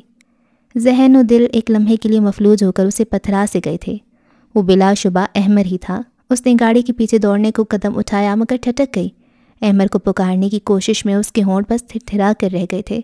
اس نے ایک تیز نظر اپنی دسترس سے دور جاتی گاڑی کو دیکھا اور دوسری بختیار ہاؤس کے بند ہوتے گیٹ پر۔ بس ایک لمحہ لگا تھا فیصلے میں اور اگلے ہی پل وہ سیاہ گیٹ کو دھکیل کر اندر داخل ہو گئی تھی۔ ارے میزاب بی بی، چوکیدار نے حیران ہوتے ہوئے کچھ کہنا چاہا مگر اس نے سننے کی زحمت نہیں کی۔ سنو، یہ جو بھی گاڑی میں گئے ہیں احمر، یہ یہاں کس سے ملنے آئے تھے؟ وہ بے حد عجلت میں پوچھ رہی تھی۔ ایس پی صاحب کے مہمان تھے مگر ایس پی صاحب کہاں ہیں؟ وہ جیسے اپنے آپ میں نہیں تھی۔ وہ تو اندر ہیں مگر چوکیدار اس کی گھبراہٹ پر بکھلاہٹ کا شکار ہو گیا تھا۔ وہ اس کا جواب سنتے ہی کمرے کی طرف دوڑی۔ چوکیدار بس پیچھے سے اسے پکارتا ہی رہ گیا تھا۔ کمرے کا دروازہ دھاڑ سے کھلا تھا اور سینٹرل ٹیبل پر رکھے کاغذات پر جھکے تمام افراد بری طرح چونک گئے تھے۔ وہ بے حد متوحش اور گھبرائی سی کمرے میں داخل ہوئی تھی۔ ایس پی صاحب، مجھے احمر کا فون نمبر چاہیے اور ایڈریس یا کوئی بھی ایسا نمبر جس پر میں ان سے کانٹیکٹ کر سکوں۔ اس کی آواز میں لرزش تھی اور لہجے و انداز سے بے قراری و بےتابی چھلک رہی تھی۔ کون احمر؟ ایس پی فیضان حیران سے اپنی جگہ سے اٹھ کھڑے ہوئے تھے۔ احمر ایاز جو بھی گاڑی میں گئے ہیں یہاں سے۔ ایس پی فیضان نے اس کی زرد ہوتی رنگت اور کپکپاتے وجود کو ایک نظر دے کر آہستگی سے نفی میں سر ہلایا تھا۔ وہ احمر ایاز نہیں تھا، کاشان تھا۔ آپ کو شاید کوئی غلط فہمی ہوئی ہے۔ واٹ؟ وہ حیرت و استعجاب سے انہیں دیکھی گئی۔ یہ کس طرح ہو سکتا ہے؟ میں نے اپنی آنکھوں سے انہیں دیکھا ہے، میں بھلا انہیں پہچاننے میں کس طرح غلطی کر سکتی ہوں؟ اس کی آنکھوں میں بے یقینی تھی۔ ہو سکتا ہے کسی مشابہت کی وجہ سے ایسا ہوا ہو، مگر بہرحال وہ احمر ایاز نہیں تھا۔ ایس پی صاحب کے قطعی انداز و بے لچک لہجے پر وہ چیخ اٹھی تھی۔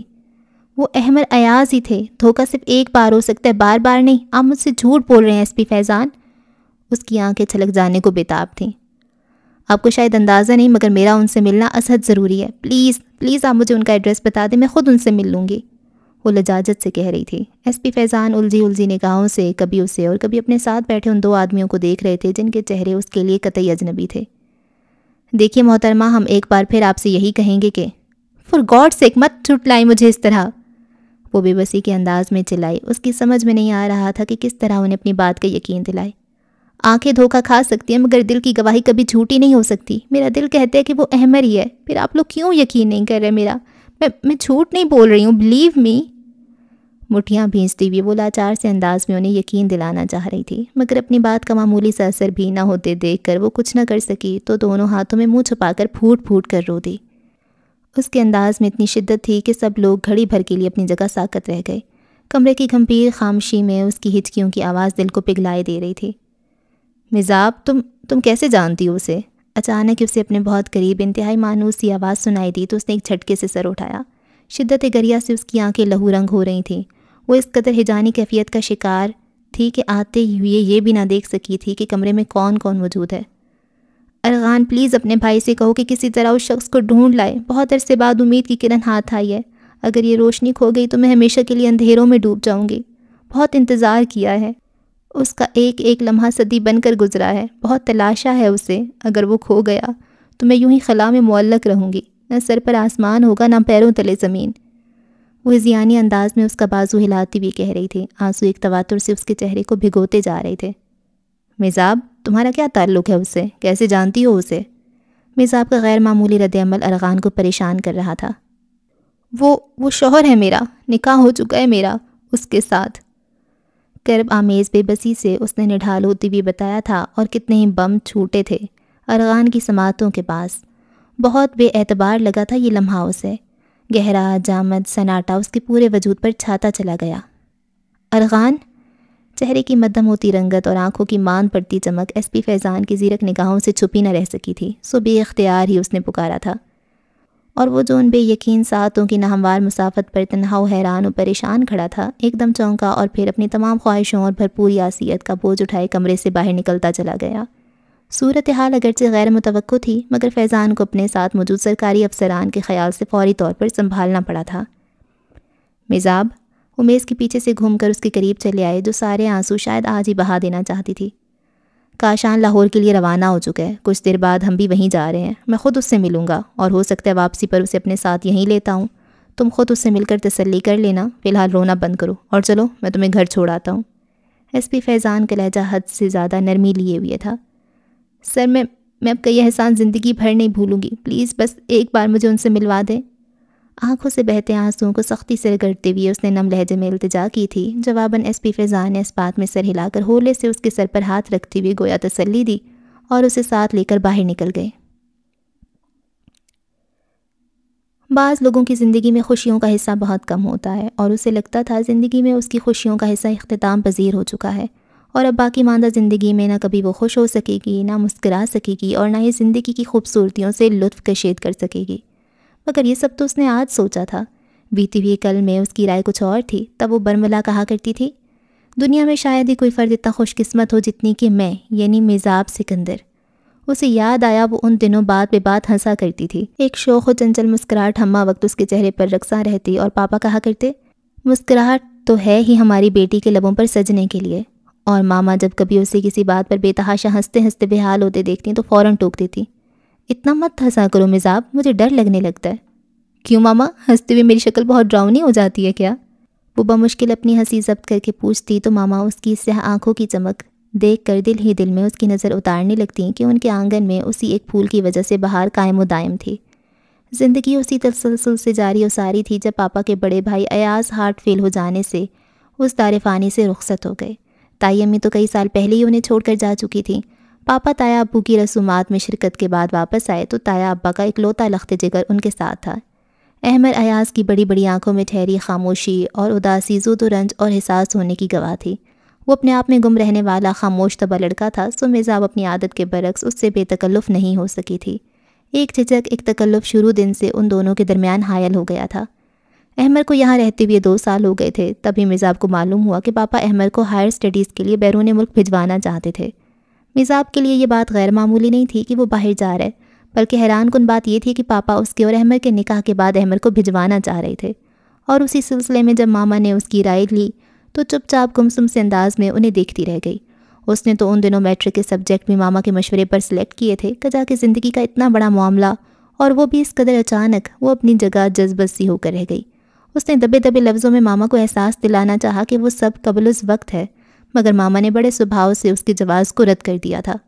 جانو ابھی تو صرف نکاح ہوگا، رخصتی کے بارے میں تو اس وقت سوچیں گے جب تم دونوں اپنی تعلیم مکمل کر لو گے، اور تم جانتی ہو کہ اس میں کئی سال لگ جائیں گے۔ بس یوں سمجھ لو کہ تمہارے پاپا احمر کے پاؤں میں زنجیر ڈالنا چاہتے ہیں تاکہ وہ جوں واپس آ سکے۔ تم بس مجھے اتنا بتا دو کہ تمہیں احمر کیسا لگتا ہے۔ ماما نے اپنی ریشمی ساڑی کے سرسراتے پلو کو شانے پہ جماتے ہوئے پوچھا تو وہ ان کی طرف سے رخ موڑ کر کھڑکی سے باہر جھانکنے لگی۔ 2 سال کے عرصے میں اگرچہ ان دونوں کی فرینڈشپ نہیں ہو سکی تھی، مگر پھر بھی ایاز احمر ایسا نہیں تھا کہ اسے ناپسند کیا جا سکے۔ وہ اسے زیادہ بات نہیں کرتا تھا، بلکہ اس سے کیا کسی سے بھی بے تکلفانہ بات چیت نہیں کرتا تھا۔ زیادہ ہی موڈ میں ہوتا تو میتھس کے مشکل اور بڑے بڑے سوالوں سے حل کر دیا کرتا تھا۔ کبھی اپنے حصے کی چاکلیٹ بڑے آرام سے اسے دے دیتا، یا پھر اسے ماما پاپا کے ساتھ شرارتیں کرتے دیکھ کر ہولے ہولے مسکراتا رہتا۔ میزاب، چندہ تم نے بتایا نہیں؟ ماما کے دوبارہ پوچھنے پر ان کی طرف پلٹی تو کچھ کہنے کی بجائے وہ بس کندھے اچکا کر مسکرا دی تھی، اور یوں احمر ایاز اس کے جرمنی جانے سے چند روز قبل ایک رنگا رنگ تقریب میں ان کا نکاح کر دیا گیا تھا۔ کیوں بھائی، احمر کے بھاگ جانے کا اندیشہ تھا جو اتنی جلدی کر ڈالی؟ وہ شرمائی سی بیٹھی تھی جب ایک دوست نے اس کے کان میں سرگوشی کی۔ اب تو محترمہ کر چکی میٹرک، نہ صاحب کے خیالوں سے فرصت ملے گی اور نہ کتابوں پر لکھے حرف نظر آئیں گے۔ پڑوس میں رہنے والی نادیہ نے مذاق نہیں طنز کیا تھا، وہ بس اس کی شکل دیکھتی رہ گئی۔ ان دنوں میٹرک کے ایگزامز ہونے والے تھے۔ اس نے دل ہی دل میں مصمم ارادہ کر لیا تھا کہ اپنی سابقہ پوزیشن بحال رکھے گی۔ احمر کے روانہ ہونے میں ابھی کچھ دن باقی تھے، مگر ان دنوں میں بھی احمر کے رویے نے یہ ثابت نہیں ہونے دیا تھا کہ ان دونوں کے درمیان رشتے کی نوعیت بدل چکی ہے، بلکہ وہ پہلے سے بھی زیادہ محتاط ہو گیا تھا۔ یہ بات میزاب کے لیے باعث اطمینان تھی، سو وہ بھی اطمینان سے اپنی پڑھائی میں مصروف ہو گئی۔ اور پھر ایک روز احمر جرمنی کے لیے روانہ ہو گیا۔ وہ میٹرک سے FSC میں آ گئی۔ احمر کا ہر ماہ فون آتا، مگر میزاب سے ایک بار بھی بات نہیں ہوئی، بس ماما سے اس کی خیر خیریت کا علم ہوتا رہتا۔ اگرچہ ماما پاپا کی طرف سے کوئی پابندی نہ تھی، مگر اس کے باوجود نہ کبھی احمر نے اس سے بات کرنے کی خواہش کا اظہار کیا تھا اور نہ میزاب نے، اور اس میں زیادہ حصہ شاید احمر کی سنجیدہ طبیعت کا بھی تھا۔ 2 سال بعد احمد نے بابا کے بے حد اصرار پر اپنی تازہ ترین تصویریں بھیجیں تو سب کے ساتھ ساتھ وہ بھی حیران رہ گئی۔ ان 2 سالوں میں وہ کس حد تک بدل گیا تھا۔ دبلا پتلا سحمر اب اونچے لمبے وجی سراپے والا احمر بن چکا تھا۔ ماما یہ تو بالکل ہی بدل گیا ہے۔ اس نے جی بھر کے حیرت کا اظہار کیا تو ماما اس کی طرف دیکھ کر مسکرا دیں۔ تم بھی تو ویسی نہیں رہیں، بدل گئی ہو پہلے سے۔ کیا خیال ہے احمر کو تمہاری چند تصویریں بھیجیں؟ ماما نے بالکل دوستانہ انداز میں شرارت سے پوچھا تو وہ بری طرح چھینک گئی۔ ہرگز نہیں ماما، جب وہ خود سے کہے گا تب بھیج دیں گے۔ اس نے ماما کو ٹالا تھا۔ پھر نہ احمد نے فرمائش کی اور نہ انہوں نے تصویریں بھجوائیں۔ تبھی اس کا FSC کا رزلٹ آؤٹ ہوا۔ شاندار پوزیشن لینے پر پاپا نے ایک اچھی سی پارٹی کا اہتمام کیا تھا۔ وہ تتلی بن کر پورے گھر میں اڑتی پھر رہی تھی جب اچانک پاپا نے اسے اپنے پاس بلایا۔ بھائی ان سے ملو، یہ وہاب حسن ہے۔ انہوں نے اپنے ساتھ کھڑے ایک پروقار سے شخص سے اس کا تعارف کروایا۔ ہیلو انکل، وہ بشاشت سے مسکرائی تھی۔ جواباً انہوں نے مسکراتی ہوئی ایک گفٹ اس کی طرف بڑھایا تو وہ تھینک یو کہتی ہوئی آگے بڑھ گئی۔ اس نے وہاب حسن کو پاپا کے عام دوست کی نظر سے دیکھا تھا، مگر آنے والے دنوں میں اسے یہ احساس ہوا کہ وہ شخص پاپا کے لیے بے حد اہمیت اختیار کرتا جا رہا ہے۔ حتیٰ کہ پاپا جو ہمیشہ سے تنہا اپنا بزنس چلاتے آ رہے تھے، اپنا زور بازو پہ آگے بڑھ رہے تھے، وہاب حسن کو اپنا بزنس پارٹنر بنانے پر رضامند ہو گئے تھے۔ اور اب اسے خیال آ رہا تھا کہ وہاب حسن نے پاپا کے بزنس میں شراکت نہیں کی تھی، بلکہ بد نصیبی، دربدری، حرمہ نصیبی اس کی زندگی کی حصہ دار بن گئی تھی۔ وہ موسم بہار کی اولین صبح تھی۔ نوخیز، تر و تازہ، شگفتہ آسمان کی فیروزی جیسی چمک دیکھنے والی آنکھ میں بھی نلاہٹیں سی بھر دیتی تھی۔ چند روز پہلے کے زرد ٹنڈ منڈ درخت زمردی ہریالی کا پیراہن اوڑھے فضاؤں میں جھوم رہے تھے۔ خاک بسر زمین پر سبزے کی چادر سفید شبنمی موتیوں سے سجی ہوئی تھی۔ کیاریوں میں سرخ گلاب، موتیا اور بیلے کی کلیاں پورے جوبن پر تھیں۔ صبح کی گنگناتی ہوا جھولیاں بھر بھر کر خوشبو لٹا رہی تھی۔ تتلیاں بصورت قاصد ایک پھول سے دوسرے پھول تک کا سفر کرتی ہوئے اپنے پر بہار پروں سے نازک پتیوں کو چھوتیں تو فضا میں نغمگیں کچھ اور بڑھ جاتی۔ ایسے میں وہ کمرے سے باہر آئی تو پتوں کی تال پر گنگناتے پرندوں اور سرخ سبز پیلے عودے رنگوں کا طلسم لمحہ بھر میں اس پر چھاتا چلا گیا۔ دل میں اسی ماحول کا حصہ بننے کی خواہش شدت سے ابھری تو وہ ننگے پاؤں لان میں چلی آئی اور پھر مالی کے ہاتھ سے پانی کا پائپ لے کر پودوں کو پانی دینے لگی، اور اس کام میں اس طرح منہمک ہوئی کہ جب اچانک کسی نے اسے پیچھے سے آواز دی تو وہ بری طرح خوفزدہ ہو کر اچھلی، اور اسی بکھلاہٹ میں جب وہ سیدھی ہوئی تو پانی کی موٹی سی دھار سامنے کھڑے وہاب حسن کو سر تاپا پانی سے بھگو گئی۔ اس نے پہلے گھبرا کر پائپ نیچے پھینکا اور پھر آنکھیں چپک چپک کر انہیں دیکھے گئی۔ ان کا خیال تھا کہ وہ شرمندگی کا اظہار کرتی فوراً ہی معذرت کرے گی، لیکن اسے نہ جانے کیا ہوا کہ نکسک سے تیار وہاب حسن کی یہ درگت دیکھ کر اپنی ہنسی ضبط نہ کر سکی اور کھلکھلا کر ہنستی چلی گئی۔ وہاب حسن نے بالوں سے پانی جھٹکتے ہوئے اس کی طرف دیکھا تو پھر دیکھتے ہی چلے گئے۔ ڈارک گرین سوٹ پر سرخ اور سبز چنری کا دوپٹہ اوڑھے وہ نوخیز بہار میں اضافے کا سبب لگ رہی تھی۔ وہاب حسن کو لگا وہ آج پہلی مرتبہ میزاب سکندر کو دیکھ رہے ہیں۔ وہ پہلے تو کبھی ایسی نہ دکھائی دی تھی۔ سنہری دھوپ کی طرح دمکتی رنگت، بہار کے سب رنگوں سے آراستہ نوخیز وجود، موج صبا کی طرح سبک خرام کلیوں کی سی نزاکت، صبح کی اولین کرنوں کی طرح پرنور اور قطرہ آب کی طرح مصفا۔ وہاب حسن دم بخود سے ٹک ٹکی باندھے اسے دیکھتے ہوئے گویا خود کو بھول گئے تھے۔ آئیے انکل، میں آپ کو پاپا کا کوئی سوٹ دیتی ہوں، وہ کہتی ہوئے کمرے کی طرف بھاگ گئی۔ وہاب حسن کی نظروں نے اس کا بہت دور تک تعاقب کیا تھا، اور یہی وہ لمحہ تھا جب وہ آخری بار مسکرائی تھی۔ اس کے بعد زندگی اپنے چہرے سے نقاب ہٹاتی چلی گئی تھی۔ اس واقعے کے چند بعد ہی اس نے دیکھا پاپا بے حد پریشان رہنے لگے تھے۔ اس نے ماما سے پوچھا تو وہ بھی لا علمی کا اظہار کر کے رہ گئیں۔ تب ایک شام اس نے سوچا آج وہ پاپا سے ان کی پریشانی کی وجہ اگلوا کر ہی دم لے گی، مگر اتفاقاً ہی اسے ماما کے ساتھ ان کی کسی دوست کی طرف جانا پڑ گیا۔ شام ڈھلے جب وہ واپس آئیں تو گیٹ کھلا تھا اور چوکیدار غائب۔ گھر پہ چھائی غیر معمولی خاموشی نے ان دونوں کو چونکا کے رکھ دیا تھا۔ ماما اس سے پہلے بیڈ روم تک پہنچی تھیں۔ وہ ملازمہ کی تلاش میں کچن کی طرف بڑھی تھی جب ماما کی تیز چیخ پورے گھر میں گونج کر رہ گئی۔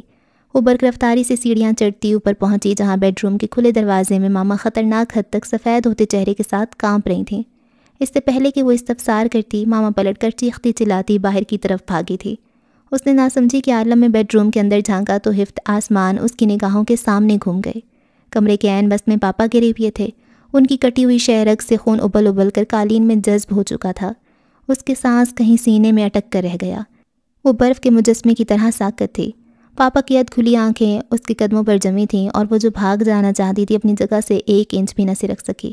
تبھی بھاگتے دوڑتے قدموں کی آوازیں اس کے قریب آئیں۔ کسی نے اسے دونوں بازوؤں سے پکڑ کر اپنی طرف گھسیٹ لیا تھا۔ بیڈ روم کا دروازہ بند کر دیا گیا تھا۔ وہ نہ جانے کب تک کھلی ساکت آنکھوں میں روتے پیٹتے لوگوں کو دیکھتی رہی اور پھر دنیا و مافیا سے بے خبر ہوتی گئی۔ جب اسے ہوش آیا تب معلوم ہوا کہ قیامت آ کر گزر چکی ہے۔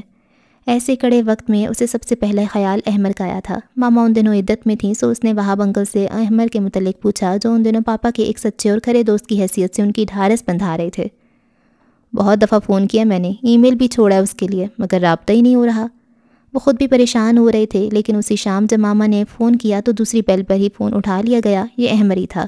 پاپا کے قتل کی خبر سن کر وہ شاکڈ رہ گیا، اور جب اس نے آنے کے بارے میں کہا تو ماما نے اسے روک دیا۔ نہیں احمر، جو ہونا تھا وہ ہو چکا۔ پولیس تحقیقات کر رہی ہے، تمہارے امتحانات نزدیک ہیں، اس کے بعد چلے آنا۔ ویسے بھی یہاں سکندر کے دوست وہاب حسن ہیں، اس مشکل وقت میں وہ ہمارا ساتھ دے رہے ہیں۔ ماما کے کہنے پر احمر بس خاموش ہو گیا تھا، لیکن یہ تو بعد میں معلوم ہوا کہ بظاہر اس قدر ہمدرد نظر آنے والا اندر سے کس قدر خبیث اور شاطر انسان ہے۔ اس شام وہ لان کے پچھلے حصے سے اٹھ کر کمرے کی طرف آ رہی تھی جب کمرے سے آتی وہاب حسن اور ماما کی آواز نے اسے چونکا دیا تھا۔ شرم کرو وہاب حسن، وہ تمہاری بیٹی کے برابر ہے۔ ماما کی آواز غم و غصے سے کانپ رہی تھی۔ بیٹیوں جیسی ہے، بیٹی تو نہیں ہے نا؟ ان کے سیاسی مائل ہونٹوں پہ مکروہ مسکراہٹ کھیل رہی تھی۔ تم اس قدر نیچ گھٹیا اور پس ذہنیت رکھتے ہو وہاب حسن، میں نے کبھی سوچا بھی نہیں تھا، لیکن میزاب احمر کی امانت ہے، میں تمہیں اس کی طرف آنکھ اٹھا کر بھی نہیں دیکھنے دوں گی۔ ماما تنفر سے چلائی تھی۔ ہاں ہاں، سکندر نے بھی یہ کہا تھا، اس لیے اپنے ہی گھر کے اپنے ہی بیڈ روم میں مارا گیا بیچارہ، اور باقی رہا احمر تو وہ اتنا خوش قسمت کبھی بھی نہیں ہو سکتا۔ وہاب حسن کا کہکہا ان کے جارحانہ عزائم کا پتہ دے رہا تھا۔ اور ایک بات میں بھی تمہیں بتا دوں، کوئی چلاکی دکھانے کی کوشش مت کرنا۔ آج رات میرے آدمی اس گھر کے باہر پہرا دیں گے۔ کسی سے مدد لینے یا پناہ لینے کی کوشش کی تو تمہارا بھی حشر وہی ہوگا جو تمہارے شوہر کا ہوا، اور تو اور ان لوگوں کے بھی پرخچے اڑا دوں گا جنہوں نے تم لوگوں کو آسرا دینے کی غلطی کی۔ ان کا حد درجے سرد اسپاٹ لہجہ اس کی ریڑھ کی ہڈی میں سنسناہٹیں سی دوڑا گیا تھا۔ وہ سائیں سائیں کرتے دماغ کے ساتھ دیوار کا سہارا لینے پر مجبور ہو گئی تھی۔ وہاب حسن کمرے سے باہر نکلے تو اسے دیکھ کر ایک لہجے کے لیے ٹھٹک گئے۔ بس ایک رات کی دوری ہے میرے اور تمہارے بیچ، اس کے بعد۔ ایک مکروہ مسکراہٹ سے اس کے چہرے پہ جھولتی لٹ کو پیچھے ہٹانا چاہا، مگر ماما نے اسے بازو سے پکڑ کر اپنے پیچھے چھپا لیا تھا۔ وہ جیسے ان دونوں کی بے بسی اور بے چارگی سے لطف اٹھاتے چلے گئے تھے، اور وہ اتنی خوف زدہ ہو چکی تھی کہ اس کے بعد جو کچھ ماما نے کیا وہ اس پر کوئی سوال بھی نہ کر سکے۔ اسی رات ماما نے اپنے تمام زیورات، نقدی اور کچھ پرائز بانڈ ایک چھوٹے سے بیگ میں ڈالے تھے، اور پھر ساتھ والی کوٹھی کی چھت کے ذریعے وہ دونوں وہاں سے بھاگ نکلنے میں کامیاب ہو سکیں۔ وہاب حسن کی نظروں سے اوجھل رہنے کے لیے ماما نے ٹرین کا سفر مناسب سمجھا۔ وہ جلد از جلد اس جگہ سے دور پہنچ جانا چاہتی تھیں جہاں ایک درندہ ان کی معصوم بیٹی کو نگلنے کے لیے بےتاب ہو رہا تھا۔ ساری رات سفر میں گزری۔ صبح ہونے پر گاڑی کسی اسٹیشن پر رکی تو ماما اسے ساتھ لے کر نیچے اتر آئیں۔ اسے ایک بینچ پر بٹھا کر ماما اسے وہاں سے نہ ہلنے کی تاکید کرتی ہوئے ناشتے کا انتظام کرنے چل دیں۔ وہ گھبرائی سی ادھر ادھر دیکھنے لگی، تبھی اس کی نظر سامنے کھڑے شخص پر جا پڑی جو اسے بری طرح گھور رہا تھا، اور وہ اس طرح خوف زدہ ہو کر ماما کی طرف بھاگی کہ زیورات والا بیگ وہیں بینچ پر چھوڑ آئی۔ اس آدمی کا سن کر ماما اور بھی وحشت زدہ سی ہو گئیں، کہیں وہاب حسن کا آدمی نہ ہو۔ وہ اس کا ہاتھ پکڑے اس جگہ سے کافی دور چلی گئیں، تب اسے احساس ہوا کہ وہ خالی ہاتھ ہے۔ ماما کو علم ہوا تو وہ دھک سے رہ گئیں۔ اسی مقام پر آ کے ان کی تمام ہمتیں اور حوصلے ان کا ساتھ چھوڑ گئے۔ انہوں نے لڑکھڑا کر دیوار کا سہارا لیا تو پھر بیٹھتی چلی گئیں۔ ماما کیا ہوا ہے آپ کو؟ پلیز آنکھیں کھولیں۔ وہ متوحش انداز میں انہیں چھوڑنے لگی۔ کیا بات ہے بیٹی؟ نرم سی آواز کہیں قریب ہی ابھری تھی۔ اس نے ایک جھٹکے سے سر اٹھایا۔ ایک ادھیڑ عمر خاتون چہرے پہ مہربان مسکراہٹ لیے اس پر جھکی ہوئی تھی۔ یہ خاتون فردوس خالہ تھیں جو اسے اور ماما کو اپنے ساتھ لے آئیں۔ کچھ دن سنبھلنے میں لگے تھے۔ اس کے بعد ماما نے جرمنی فون کر کے احمر کو صورتحال سے آگاہ کرنا چاہا تو معلوم ہوا کہ وہ 4 روز قبل پاکستان کے لیے روانہ ہو گیا تھا۔ یہ وہی دن تھا جب ان لوگوں نے اپنا گھر چھوڑا تھا، اور اس کے بعد ماما نے فون کے ذریعے گھر کے آس پڑوس میں رہنے والے لوگوں سے احمر کے متعلق معلوم کرنا چاہا، مگر کوئی بھی اس کی آمد سے باخبر نہیں تھا۔ اور تب سے اب تک وہ ہزاروں چہروں میں اس ایک چہرے کو کھوجتی آئی تھی، اور جب یہ چہرہ نظر آیا تو کہنے والوں کا اصرار تھا کہ وہ کاشان ہے، احمر نہیں۔ دن اپنی تمام تر تھکی ماندی مسافت کو سمیٹے رات کی آغوش میں جا چھپا تھا۔ شاخاور اپنی نیم خوابیدہ کرنوں کو لیے افق کے اس پار جا اترا تھا۔ آسمان کی سیاہ سینے پر کندہ پورا چاند ہر روز سے کچھ زیادہ ہی زرد تھا، اور اس کی تنہائی رات کی سلگتی دہلیز پر بیٹھی اپنی راکھ بدن میں شرر زیست کو تلاش کر رہی تھی۔ ابھی کچھ دیر قبل ماما اس کے پاس سے اٹھ کر گئی تھیں۔ کتنے اصرار سے انہوں نے پوچھا تھا، میزاب تمہیں کیا ہوا ہے؟ جواباً اس نے بمشکل مسکراتے ہوئے انہیں ٹالنا چاہا تو وہ نفی میں سر ہلا کر رہ گئیں۔ ایسے مت مسکراؤ میزاب، تمہاری مسکراہٹ تمہارے آنسوؤں سے زیادہ غم آلود ہے، اور پھر رات کے سناٹے میں ان کے جاتے قدموں کی آواز سنائی دی تھی، اور اس کے بعد پھر ایک لمحہ دودھ چپ تھی، اور وہ کئی روز ہو گئے تھے اسے خود سے جدا ہوئے۔ صبح گھر سے نکلتی اور شام تک دیوانوں کسی حالت میں اس راہ گزر پر نظریں گاڑے کھڑی رہتی جہاں سے اسے احمر کے آنے کا یقین تھا، اور جب کبھی سرسراتی ہوائیں پتوں سے ٹکرا کر کسی آہٹ کا گمان پیدا کرتی تو وہ چونک چونک جاتے۔ اس یقین سے نگاہ اٹھاتی کہ سامنے احمر ایاز کھڑا ہوگا، مگر پل بھر میں اس کے سامنے ایک لمبا چوڑا وجود استیدا ہو جاتا جو اپنی آنکھوں میں بے تحاشا چمک لیے اس کی طرف جھکتا اور پوچھتا، سنو، تم نے کبھی محبت کی ہے؟ وہ گھبرا کر رخ موڑ لیتی، مگر اس کی جاندار آواز سماعتوں کے ریگزار میں گونجتی رہ جاتی۔ میں نے محبت کی ہے، بے تحاشا محبت، عشق کی سرحدوں کو چھوتی ہوئی محبت، اپنے جذبوں کی عمیق گہرائیوں اور دل و جان کی تمام تر سچائیوں کے ساتھ چاہا ہے۔ جانتی ہو کسے؟ اور یہیں پہ آ کے احمر ایاز بڑی استقامت کے ساتھ ان دونوں کے بیچ حائل ہو جاتا، مگر وہ خاموش لب اور بولتی آنکھیں پس منظر میں جھانکتی رہتی۔ یہ کس عذاب میں پھنس گئی ہوں میں؟ وہ دوہرے کرب کا شکار تھی، اپنے آپ خود سے جدا ہوتا محسوس ہو رہا تھا، اور اگر وہ احمر نہ ہوا، واقعی کاشان ہوا، پھر ڈھیروں وہمیں اور خدشے اس کے یقین کے گرد گھیرا تنگ کرنے لگتے تو وہ بے قرار سی ہو کر پورے صحن میں چکرانے لگتی۔ نہیں، وہ احمر ہی تھا۔ بند آنکھوں نے ایک مرتبہ پھر اس کے نقوش ازبر کیے۔ چلو مان لیا وہ احمر ہی تھا، پھر دل کسی بچے کی طرح آنے والے لمحات سے خوف زدہ تھا۔ پھر اس کے قدموں تلے گردش کرتی زمین تھم گئی تھی۔ میں نے محبت کی ہے، بے تحاشا محبت، عشق کی سرحدوں کو چھوتی ہوئی۔ جانتی ہو کس سے؟ کوئی اس کے کان میں آ کر چیخا تو وہ خوف زدہ ہو کر بری طرح چلا اٹھی۔ خاموش ہو جاؤ، کچھ مت کہو، نہیں بہکاؤ مجھے بار بار۔ وہ سسکتی ہوئی دیوار سے جا لگی تھی۔ نیم تاریک کمرے کی دہلیز پر کھڑی ماما نے اس کے گالوں پہ چمکتے آنسوؤں کو دیکھا ضرور، مگر آگے بڑھ کر انہیں سمیٹ لینے کی ہمت نہ کر سکیں۔ کیوں ہو رہا ایسا؟ ذہنی کشمکش اسے نڈھال کر چکی تھی۔ کیوں میرے دل میں اس شخص کی محبت جگہ نہ پا سکی جس کا نام میرے نام کے ساتھ لکھ دیا گیا؟ کیوں یہ دھڑکنیں اس دل کی تابع نہ ہو سکیں جو میرا نصیب ہے؟ کوئی دوسرا میری ذات کا سفر کیوں طے کرتا چلا گیا؟ میرے خواب، میری تمنائیں کسی اجنبی کی خواہش سے ہم آہنگ کیسے ہو گئیں؟ وہ بلک بلک کر پھوٹ پھوٹ کر رو رہی تھی۔ ماما اس کے خاموش لرزتے وجود کو دیکھ کر ساکت ہو چکی تھیں۔ تبھی دروازے پہ ہونے والی تیز دستک نے ان دونوں کو چونکا دیا۔ اس وقت کون ہو سکتا ہے؟ نظروں کے تصادم پہ دونوں کے دل میں ایک ہی سوال ابھرا تھا۔ کون؟ دروازے کی کنڈی پر ہاتھ رکھتے ہوئے ماما نے دھیرے سے پوچھا تھا۔ میں ہوں، احمر ایاز۔ کوئی باہر سے پکار اٹھا، مانوس لب و لہجہ، جانی پہچانی آواز۔ کنڈی ٹھک سے ماما کے ہاتھوں سے پھسل گئی تھی۔ قدموں کی لڑکھڑاہٹ نے بے اختیار ہی انہیں دروازے کا پٹ تھامنے پر مجبور کر دیا تھا۔ میزاب کی سسکیاں دم توڑ گئیں۔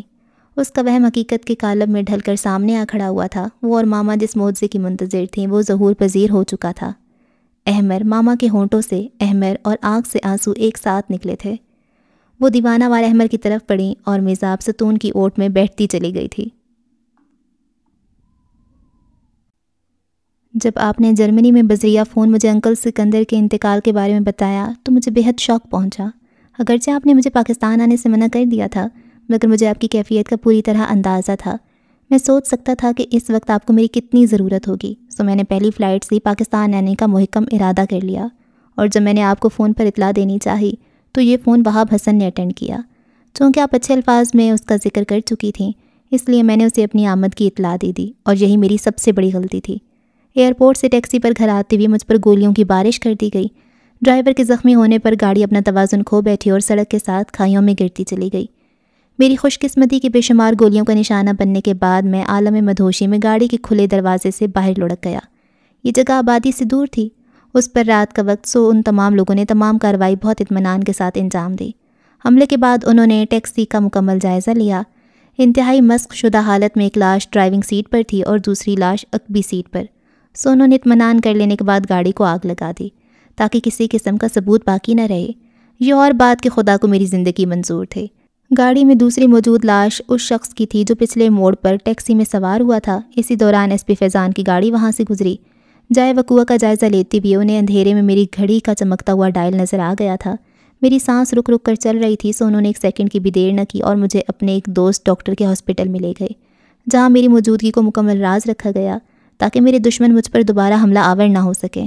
ایس پی فیضان شدت سے اس بات کے منتظر تھے کہ میں ہوش میں آؤں اور انہیں اپنے متعلق کچھ بتا سکوں، مگر جب ایک ہفتے بعد مجھے ہوش آیا تو میرا ذہن ایک صاف سلیٹ کی مانند تھا۔ میں کون ہوں، کہاں سے آیا ہوں، کیا کرتا ہوں، مجھے کچھ یاد نہیں تھا۔ उस हादसे में सर पर चोट लगने के बायस मैं अपनी याददाश्त खो चुका था। कई माह ज़ेरे इलाज रहने के बाद मैं एसपी फैज़ान के साथ ही रहने लगा था। फैज़ान को अपने काम से जुनून की हद तक लगाव है। वो एक सच्चा और खरा पुलिस ऑफिसर है। उसने मुझे बताया कि वो उन दिनों एक बहुत बड़े गिरोह के पीछे लगा हुआ है, मगर अभी तक सबूत उसके हाथ नहीं लग सका। उस सिलसिले में उसने मुझसे मदद की दरख्वास्त की थी। बहुत सोचो विचार के बाद एक लंबा चौड़ा मंसूबा तैयार किया गया, जो कि सरासर अरगान के जहन की इख्तरा था। वो हमेशा से इन बातों में माहिर था। उस मंसूबे की तैयारी के बाद मुझे कई माह तक थर्ड क्लास किस्म के गुंडों के साथ भेस बदल कर रहना पड़ा, ताकि मैं उनके तौर तरीक़ों से अच्छी तरह वाकिफ़ हो सकूं और उन्हीं में से एक लगूं। उसके बाद वहाब हसन पर एक जाली हमला करवाया गया, जिसके बारे में फैज़ान को यकीन था कि वो माफिया के गिरोह में रीढ़ की हड्डी की हैसियत रखता है। उस हमले में मैंने जान पर खेलकर वहाब की जान बचाई और हस्ब तवक्को मेरी उस कारकर्दगी पर उसने मुझे अपने इंतहाई निचले दर्जे के कारिंदों में शामिल कर लिया। और ज़ाहिर है उसके बाद उस पर एतमाद हासिल कर लेना मेरे लिए कुछ ख़ास मुश्किल नहीं था, अगरचे इसमें बहुत वक्त लगा। बाज़ औक़ात पुलिस को चकमा देकर उसका माल भी पार करवाया। उस तमाम अरसे में एसपी फैज़ान के साथ मेरा इंतहाई खुफिया ताल्लुक़ कायम रहा। फिर एक वक्त ऐसा भी आया कि मेरी कारकर्दगी के पेश नज़र वहाब अपनी ज़ाती ज़िंदगी के मसाइल मुझसे डिस्कस करने लगा। मेरा शुमार उसके चंद एक ख़ास आदमियों में होने लगा। फिर ये तवील जदोजहद उस वक्त अख्तिताम को पहुंची जब एक रोज़ शराब के नशे में धुत वहाब हसन के मुंह से मैंने मिज़ाब का नाम सुना। गैर इरादी तौर पर अहमर की निगाहें मिज़ाब की तरफ उठ गई थीं। वो बहुत सहमी हुई अंदाज में उसकी बात सुनने में पूरी तरह महव थी। निगाहों के उस तसादुम पर घबरा कर पलकें झुका गई। अहमर तवील सांस लेकर अपनी नशिस्त से उठ खड़ा हुआ था। ये चंद लम्हों की सरसराती हुई खामोशी मिज़ाब को बुरी तरह खल रही थी। ये नाम किसी चाबुक की तरह मेरे शऊर के पर्दे पर लगा था। मैं बुरी तरह चौंक गया था, मगर समझ नहीं पाया कि इस नाम में ऐसी कौन सी ख़ास बात है जो मुझे बेचैन कर गई है। मैं एक बार फिर अपनी पूरी हिस्सियात के साथ वहाब की तरफ मुतवज्जे हो गया था, मगर वो एक बार फिर शराब चढ़ाने में मसरूफ़ हो गया था। मैं उस नाम में दिलचस्पी नहीं लेना चाहता था, मगर ये नाम एक कीड़े की सूरत मेरे दिमाग में कुलबुलाने लगा था। सो मैं वहाब से पूछे बगैर नहीं रह सका, सर ये मिज़ाब कौन है? वो होश में होता तो शायद उसे मेरी गुस्ताखी समझता, मगर उस वक्त बहुत लहक लहक कर वो मुझे मिज़ाब के बारे में बताने लगा। मिज़ाब, सिकंदर, फसीहा, ये 3 नाम एक तिकोन बनकर मेरे सामने आए थे, जिसके एक सिरे से दूसरे सिरे तक दौड़ते दौड़ते मैं हाँफने लगा था। ये कौन लोग हैं? मेरा इनसे क्या ताल्लुक़ है? मैं बुरी तरह उलझ कर रह गया था, मगर ये भी जान गया था कि मेरा माजी किसी न किसी तरह इन नामों से वाबस्ता है। मैं उन्हीं सोचों में गलताओं पेचा था जब वहाब हसन ने अपना गिलास दीवार पर दे मारा। एक छनाके से उसकी किर्तियाँ ज़मीन पर बिखर गई थीं, और ऐसा ही एक छनाका मेरे दिमाग में भी हुआ था। जहन पर जमी बर्फ़ यकलख्ती चटक गई थी। अहमर, हाँ अहमर नामी शख्स को वहाब जी भर के गालियों से नवाज रहा था। वो बदबख्त कहती थी, मिज़ाब अहमर की अमानत है। जहन्नम रसीद कर दिया मैंने उस कमीने को, लाश तक सड़ गई उस नामुराद की। हा हा। उसका रऊनत भरा मगरूर लहजा मुझे अंदर तक सुलगा गया था। बस चंद लम्हे लगे थे मुझे काशान से अहमर तक वापसी के सफ़र में, और उस वक्त मुझे लगा था मेरी रगों में खून की बजाय आग गर्दिश करने लगी है। कोई गर्म स्याल मादा मेरे पूरे वजूद को भस्म करते हुए मुझे इस बात पर मजबूर कर रहा था कि मैं उस शख्स का गला अपने हाथों से दबा दूँ। मगर खुदा का शुक्र है कि मेरी अक्ल मेरे जज्बात पर हावी हो गई, वरना शायद लम्हों में बना बनाया खेल बिगड़ जाता। मेरे लिए मज़ीद उस खेल को जारी रखना मुमकिन न था। सो मैं एसपी की तमाम शराइत से नाराफ़ करती हुई वहाब हसन को अपने साथ लेकर उसके घर पहुँच गया। ये पहली मर्तबा ना हुआ था। इससे पहले भी मैं अक्सर उसे नशे की हालत में उसके बेडरूम तक छोड़ने जाता था, मगर उस रोज़ मैं फ़ौरी तौर पर उसके बेडरूम से वापस नहीं आया था। पूरे कमरे की तलाशी के बाद मैं उसके इंतहाई खुफिया सेफ तलाश करने में कामयाब हो गया, और फिर वो तमाम सबूत, वो तमाम कागजात उस सेफ से निकाल कर मेरी जैकेट की अंदरूनी जेब में मुंतकिल हो चुके थे। अगरचे मेरे उस फौरी रद्द-ए-अमल पर मुझे एसपी फैज़ान की ज़बरदस्त छाड़ और अरगान की खफकी का सामना भी करना पड़ा, क्योंकि वो कागजात या सबूत वहाब हसन की गिरफ्तारी के लिए नाकाफ़ी भी हो सकते थे। मगर वहाब हसन की बदकिस्मती और मेरी खुशकिस्मती कि ऐसा नहीं हुआ, और जब एसपी फैज़ान गिरफ्तारी के वारंट लिए वहाब हसन के सर पर पहुंचा तो उस वक्त वो नशे में धुत था। यूँ वो इस बुरी तरह फंसा है कि कम अज़ कम इस रोए ज़मीन पर उसके लिए कोई जाए पनाह नहीं बची। अपनी यादाश्त के बहाल होते ही मैंने जब आपकी तलाश में निकलना चाहा तो तब मुझे ये पजमर्दा सुनाया गया कि ना सिर्फ आप लोगों का मौजूदा ठिकाना इल्म में आ चुका है, बल्कि मिज़ाब मुझे देकर पहचान के मराहिल भी तय कर चुकी है। उसकी बात तमाम होने पर मिज़ाब ने सर उठाकर देखा। दीवार से टेक लगाए दोनों हाथ सीने पर बांधे वो न जाने क्या सोच रहा था। और देखो ज़रा, मिज़ाब ने मुझसे जिक्र तक नहीं किया। मामा के साकत वजूद में जुम्बिश हुई तो उनके लहजे में ताज्जुब था, जैसे उन्हें यकीन ना हो कि मिज़ाब इतनी बड़ी बात उनसे छुपा भी सकती है। जवाबन वो कुछ नहीं बोली, चुपचाप दोनों घुटनों के गेट बाजू लपेटे बैठी रही। तब मामा एक गहरी सांस लेकर चारपाई पे लेट गई। क्या कुछ हो जाता है इस छोटी सी ज़िंदगी में। ये जो कुछ हम सबके साथ हुआ, क्या हमने कभी सोचा था कि ऐसा हो सकता है? मगर ये सब हुआ क्योंकि ये होना ही था। ये मुशक्क़त हम सबको झेलनी ही थी, क्योंकि ये हमारे नसीब में लिखी जा चुकी थी। ماما نے وہی کہا تھا جو اس وقت وہ دونوں سوچ رہے تھے۔ بہت رات ہو گئی آنٹی، اب آپ آرام کریں۔ احمد نے آگے بڑھ کر جھکتے ہوئے ان پر چادر درست کی۔ ہاں، بہت راتیں جا کر گزاری ہیں، آج سکون کی نیند سوں گی، بہت اچھی میٹھی نیند، ورنہ یہ خیال تو دل میں کانٹا بن کر گڑا رہتا تھا کہ اگر تم ہمیں مل نہ پائے تو مزاب کی کشتی یوں ہی بھنور میں ڈولتی رہے گی، کبھی ساحل پہ نہ پہنچ پائے گی۔ ان کی ممتا بھری نظروں نے احمد کے ایک ایک نقش کو بہت محبت سے چھوا تھا۔ کشتی تو شاید تعمر بھنور میں ڈولتی رہے گی ماما، ساحل کو ترستی رہے گی۔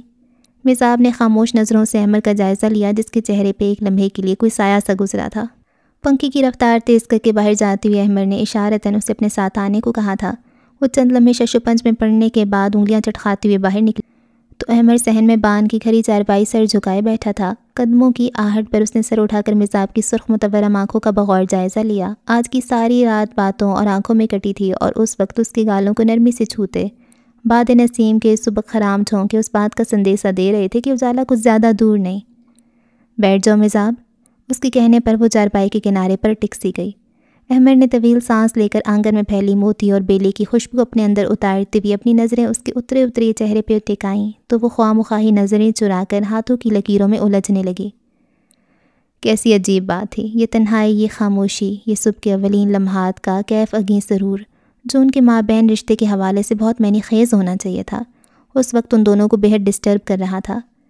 نہ جذبات میں ہلچل تھی، نہ دھڑکنیں بے ترتیب تھیں، نہ دلوں میں امنگ تھی، نہ سانسوں میں ترنگ۔ ایک عجیب لا تعلقی، ایک گریز تھا جو ان دونوں کے دل و دماغ پر حاوی ہو رہا تھا۔ مزاب، احمد کی آواز پر وہ چونکی۔ ساری بات بتانے کے باوجود ایک حقیقت ایسی ہے جو میں چاہنے کے باوجود آنٹی کو نہیں بتا سکتا، لیکن جس طرح تم نے ان تمام حالات کا ڈٹ کر مقابلہ کیا ہے، میں امید کرتا ہوں تم میری بات کو بہتر انداز سے سمجھ سکتی ہو۔ اس کی قدر توقف پر مزاب کو کسی غیر معمولی پن کا احساس ہونے لگا۔ اگرچہ یہ وقت اس بات کے لیے مناسب نہیں ہو سکتا، میں یہ بات قبل از وقت کہہ رہا ہوں، مگر ایسا صرف اذیت کے اس احساس کو کم کرنے کے لیے ہے جو لمحہ بلمحہ بڑھتا ہی جا رہا ہے۔ وہ بے چین سا ہو رہا تھا۔ مزاب، یہ وقت جو ہم لوگوں نے گزارا ہے بہت تکلیف دہ تھا، اور میرے لیے تو اس لحاظ سے ناقابل برداشت تھا کہ میں خود اپنے آپ کو پہچان نہیں پا رہا تھا۔ تم اس اذیت کا اندازہ کر سکتی ہو مزاب، جس میں نے ایک طویل عرصہ گزارا۔ ایک باشعور انسان جو وقت پڑنے پر اپنی تمام غیر معمولی صلاحیتوں کو بروئے کار لا سکتا ہے، اسے یہ معلوم ہی نہ ہو کہ وہ کون ہے، کہاں سے آیا ہے، اس کی شناخت کیا ہے۔ تم سوچو اس کی شخصیت ان تمام حادثات سے کس طرح متاثر ہوئی ہوگی۔ میں بھی جذباتی کشمکش کا شکار ہو چکا تھا۔ اسی دوران میری ملاقات رابعہ سے ہوئی۔ وہ ایک بے سہارا لڑکی تھی، اسے ایک مضبوط سہارے کی تلاش تھی اور میں جذباتی پناہ کا متلاشی، سو ہم دونوں نے شادی کر لی۔ احمد نے مجرمانہ انداز میں اعتراف کیا۔ نکاح انتہائی سادگی سے ہوا تھا اور میں محسوس کر رہا تھا کہ کوئی چیز ہے جو مجھے یہ سب کرنے سے روک رہی ہے، مگر ایک لمحے کے لیے توقف کرتے ہوئے اس نے مزاب کے جذبات کا اندازہ لگانا چاہا، اور مزاب کے لیے تو یہ انکشاف اس حد تک غیر متوقع تھا کہ وہ بس ایک ہی زاویے سے اس پر نظریں ٹکائے بیٹھی رہ گئی۔ اس کی سمجھ میں ہی نہیں آ رہا تھا کہ اس خبر پر اسے کس رد عمل کا مظاہرہ کرنا چاہیے۔ مزاب کے اس پتھرائے وجود سے نظریں چرا کر وہ اٹھ کھڑا ہوا۔ یہ سب انجانے میں ہوا مزاب، تم سمجھ رہی ہو نا؟ میں نے جان بوجھ کر ایسا نہیں کیا تھا، مگر یہ سب ہو گیا، اور اب میری سمجھ میں نہیں آ رہا کہ مجھے کیا کرنا ہوگا۔ اس کا اندرونی خلفشار اور کشمکش اس کے چہرے سے عیاں تھی۔ میں جانتا ہوں 2 کشتیوں کا سوار کبھی منزل پر نہیں پہنچ پاتا، لیکن میں رابعہ کو نہیں چھوڑ سکتا۔ احمد کی آواز پھر آ گئی تھی۔ وہ مجھ پر جان چھڑکتی ہے اور میں بھی اسے خود سے جدا نہیں کر سکتا مزاب۔ ہم سب لوگ ایک نئی زندگی شروع کرنے جا رہے ہیں۔ وہ ایک دم اس کے سامنے زمین پر پنجوں کے بل بیٹھ گیا تھا اور بے اختیار، بے لا ارادہ ہی اس کے سرد ہاتھوں کو اپنے ہاتھوں میں جکڑ لیا تھا۔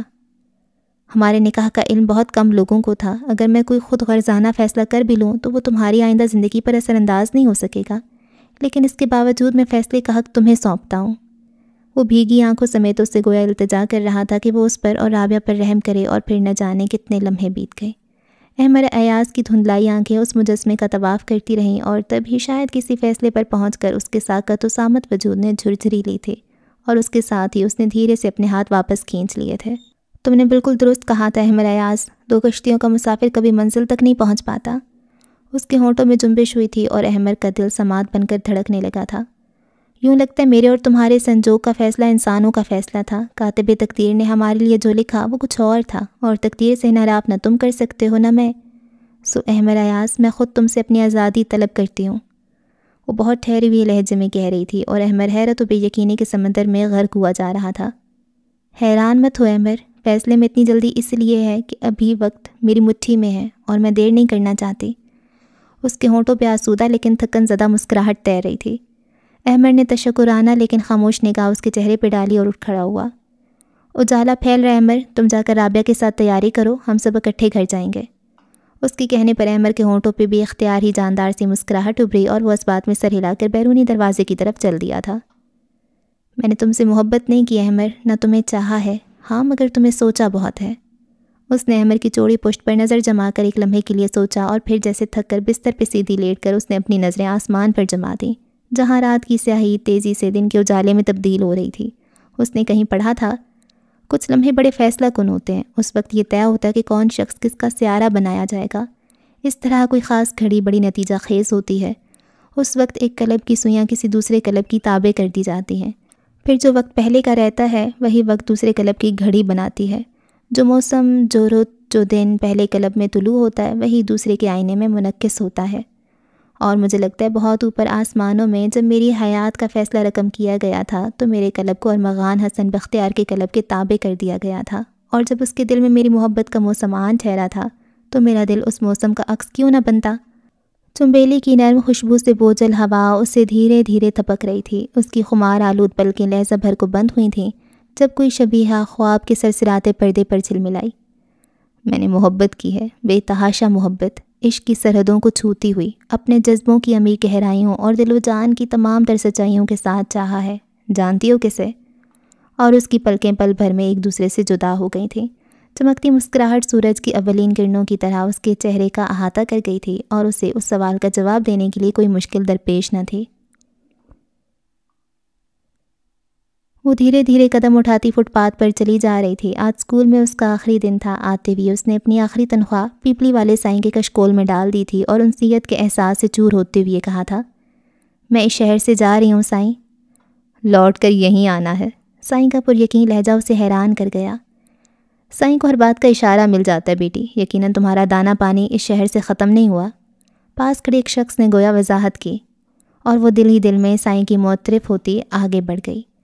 چند قدم آگے جا کر اسے احساس ہوا کہ سلور گرے کرولا انتہائی سست روی کے ساتھ اس کے عین برابر چلی آ رہی ہے۔ اس نے گردن موڑ کر ڈرائیونگ سیٹ پہ بیٹھے شخص کو دیکھا جو اپنی نظریں اس پر گاڑے بیٹھا تھا۔ نہ جانے کیوں اس کا دل چاہا تھا اسے تنگ کرنے کو، اسے کوئی رسپانس دیے بغیر وہ ناک کی سیدھ میں چلتی رہی۔ کچھ دور جانے کے بعد اسے احساس ہوا کہ گاڑی رک گئی تھی۔ چند لمحے بعد دروازہ کھلنے اور بند ہونے کی آواز سن کر اس کا دل پوری قوت سے دھڑکا تھا۔ بھاری قدموں کی آواز دور سے نزدیک اور نزدیک سے نزدیک تر ہوتی چلی گئی، یہاں تک کہ شنیل کی مسحور کن مہک اس کے وجود کے گرد گھیرا تنگ کرنے لگی۔ اضطراری انداز میں ہونٹ کاٹتے ہوئے وہ منتظر ہی رہی کہ وہ بھی کچھ کہے گا، مگر دوسری جانب مکمل خاموشی تھی۔ تیز ہوا سے پھڑپڑاتے آنچل اور چہرے پہ آئے بالوں کو سمیٹتے ہوئے اس نے چڑھ کر اس کی طرف دیکھا تھا۔ کچھ کہتے کیوں نہیں؟ ڈر لگتا ہے۔ کیسا ڈر؟ اس نے حیرت سے اسے دیکھا جس کے چہرے پہ مکمل سنجیدگی تھی اور براؤن آنکھوں میں چمکتے شہد کی سی روشنی نظر آ رہی تھی۔ آپ کی خفگی کا ڈر، ہر دفعہ ہر بات کے جواب میں آپ کی ڈانٹ ڈپٹ کے سوا کچھ ہاتھ نہیں آیا، اور یہ میرے سینے میں دھڑکتا بیچارہ معصوم سا دل آپ کی مزید خفگی افورڈ نہیں کر سکتا، اس لیے تو آپ کو لفٹ کی آفر دینے کی بجائے خود فٹ پاتھ پر مارچ کرنے لگا ہوں۔ شرارت آمیز معصومیت سے وہ بولنے پر آیا تو بولتا ہی چلا گیا۔ آپ ایسی حرکتیں کرتے ہی کیوں ہیں؟ کیسی حرکتیں؟ وہ قدرے حیران ہو کر اسے دیکھنے لگا۔ دوسروں کو ناراض اور خفا کرنے والی، اس نے بالوں کی لٹکانوں کے پیچھے اڑسی۔ اس لیے کہ مجھے منانے والی حرکتیں بھی خوب آتی ہیں۔ اس کا میں نے خیز لہجہ میزاب کو بری طرح سرخ کر گیا اور وہ اس کے سبھی چہرے پہ پھیلتی حجاب آمیز سرخی کو دیکھتا رہ گیا۔ ایسے کیا دیکھ رہے ہیں؟ نگاہوں کی تپش اسے بوکھلائے دے رہی تھی۔ آپ جانتی ہیں میزاب، وہ اچانک اس کے سامنے آ گیا تو اسے مجبوراً رکنا پڑا۔ جب میں نے پہلی مرتبہ آپ کو دیکھا تھا تو میں ساری رات سو نہیں پایا تھا، اور میرے ساتھ ایسا پہلی مرتبہ ہوا تھا۔ عجیب بے قراری اور بے چینی میری روح میں سما گئی تھی، مجھے معلوم بھی نہ ہو پاتا اور میں کئی گھنٹے آپ کے تصور میں بتا دیتا۔ اور کتنی عجیب بات ہے کہ اس تمام عرصے میں آپ سے دوری کا خیال ایک لمحے کے لیے بھی میرے دل میں نہیں آیا۔ میں نے کبھی سوچا ہی نہیں تھا کہ آپ کسی اور کا نصیب بھی ہو سکتی ہیں۔ احمر ایاز سے آپ کے تعلق کا علم ہو جانے کے بعد بھی میں بے یقین نہ تھا۔ بھلا یہ کیسے ممکن ہے کہ وہ جو میرے اندر روح بن کر سما چکی ہے وہ مجھ سے دور چلی جائے؟ اور بھلا یہ کیسے ہو سکتا ہے کہ آپ کسی فرد کو خود سے بڑھ کر چاہیں اور پھر بھی اس سے پا نہ سکیں؟ اور مجھے لگتا ہے مزاب، یہ میرا یقین تھا جس کی بدولت میں نے آپ کو پا لیا، ورنہ بظاہر تو یہ ممکن نہ لگ رہا تھا۔ قریب سے گزرتے کسی من چلے نے انہیں دیکھ کر زور سے سیٹی بجائی تھی۔ دونوں ایک ساتھ چونکے تھے اور میزاب بری طرح جھینک گئی۔ لوگ ہماری طرف متوجہ ہو رہے ہیں۔ ارے واہ، میں آپ کو اپنے بے مثال عشق کی داستان سنا رہا ہوں اور آپ کو لوگوں کی پرواہ ہو رہی ہے۔ جانتی اگر کوئی اس وقت مجھ سے پوچھتا کہ میزاب کون ہے تو میں اسے کیا جواب دیتا؟ اس نے قدرے جھک کر اس سے پوچھا۔ کیا؟ اس کی سیاہ آنکھوں میں اشتیاق ابھرا۔ یہی کہ سورج کی اولین کرن میزاب ہے۔ وہ بارش کا سب سے پہلا قطرہ ہے جو میرے دل کے صحرا پہ برسا ہے اور چاروں طرف پھول ہی پھول مہکا گیا ہے۔ چاند کی روح پہلی کرنیں میزاب کا دوسرا روپ ہیں۔ وہ صحرا کے سینے پہ ڈولتی چاندنی کا عکس ہے۔ مسٹر ارغان، اسے جذبات کی روح میں بہکتے دیکھ کر وہ بے اختیار اسے ٹوک گئی۔ آپ کو کب عقل آئے گی؟ کیا ہوا؟ وہ حد درجے حیران تھا۔ آپ نے یہ نہیں سوچا کہ محبت کا ایسا خوبصورت اظہار اس چلچلاتی دھوپ میں کیسا لگے گا؟ اوہ، آئی ایم سو سوری۔ اسے احساس ہوا کہ دھوپ درخت کے پتوں سے چھن چھن کر براہ راست ان پر پڑ رہی تھی۔ میں ہوئی کم عقل اور نادان، ہمیشہ درست بات غلط وقت پر کہہ دیتا ہوں۔ اس نے سر کھجاتے ہوئے بیچارگی سے کہا تو وہ بھی اختیار ہنستی۔ وہ چند لمحے یوں ہی کھڑا اسے دیکھتا رہا اور پھر خود بھی اس کے ساتھ ہی مسکرا دیا۔ آئیے مدام۔ چند قدم پیچھے پلٹ کر گاڑی کا دروازہ کھولتی ہوئی اس نے قدرے جھک کر کہا تو وہ ہنستی ہوئی گاڑی میں بیٹھ گئی۔ چند لمحوں بعد گاڑی وہاں سے روانہ ہو گئی تھی، لیکن وہاں رہ جانے والی فضا محبت کے بولوں سے مہکتی رہی تھی۔ اوکے جی، تو یہ بہت ہی مزے کا ناول ختم ہو گیا ہے اور بہت ہی مزے کا تھا، اور یہ سارا کا سارا میں نے ایک ہی سٹنگ میں پڑھا ہے اور میں کافی تھک بھی گئی ہوں۔ خیر، اچھی کہانی تھی، قسمت کی کہانی تھی۔ یہ جو باتیں تھیں کافی فلسفیانہ تھی، لیکن بہت ہی تھا نا، مطلب ان ایکسپیکٹڈ سا تھا کہ ایک دم سے آپ کی زندگی میں اتنے پرابلمس آ جائیں اور جس سے آپ کا نکاح ہوا ہے اس سے ہی آپ کا کانٹیکٹ نہ ہو پائے اور آپ کی زندگی میں کوئی اور آ جائے۔ یہ سب بہت ڈرامائی ہے، اور سارے اور اس کی اماں بڑے اچھے تھے جنہوں نے ان کو رکھ لیا، اور یہ بھی تو بات ہے کہ ان کا اور کوئی نہیں تھا، کوئی رشتہ دار نہیں تھا، بس ایک باپ کے مرنے سے بالکل بے آسرا ہو گئی۔ تو یہ بھی تھوڑی ایک بات لگتی ہے عجیب سی، ایسے تھوڑی ہوتا ہے، اتنی برادری ہوتی ہے، اتنے رشتہ دار ہوتے ہیں۔ خیر، اینڈ اچھا ہو گیا، چلو اچھی بات ہے۔ آپ بتائیں آپ کو کیسا لگا یہ ناول؟ اس رائٹر فاخرہ جبین کے میں نے بہت سارے ناول پڑھے ہیں اور سارے کے سارے ناول بہت اچھے ہیں، تو پلے لسٹ آپ کو اسکرین پہ نظر آ رہی ہوگی، ان کو ضرور چیک آؤٹ کریں اور انجوائے کریں۔ مجھے رکھیں دعاؤں میں یاد۔ اللہ حافظ۔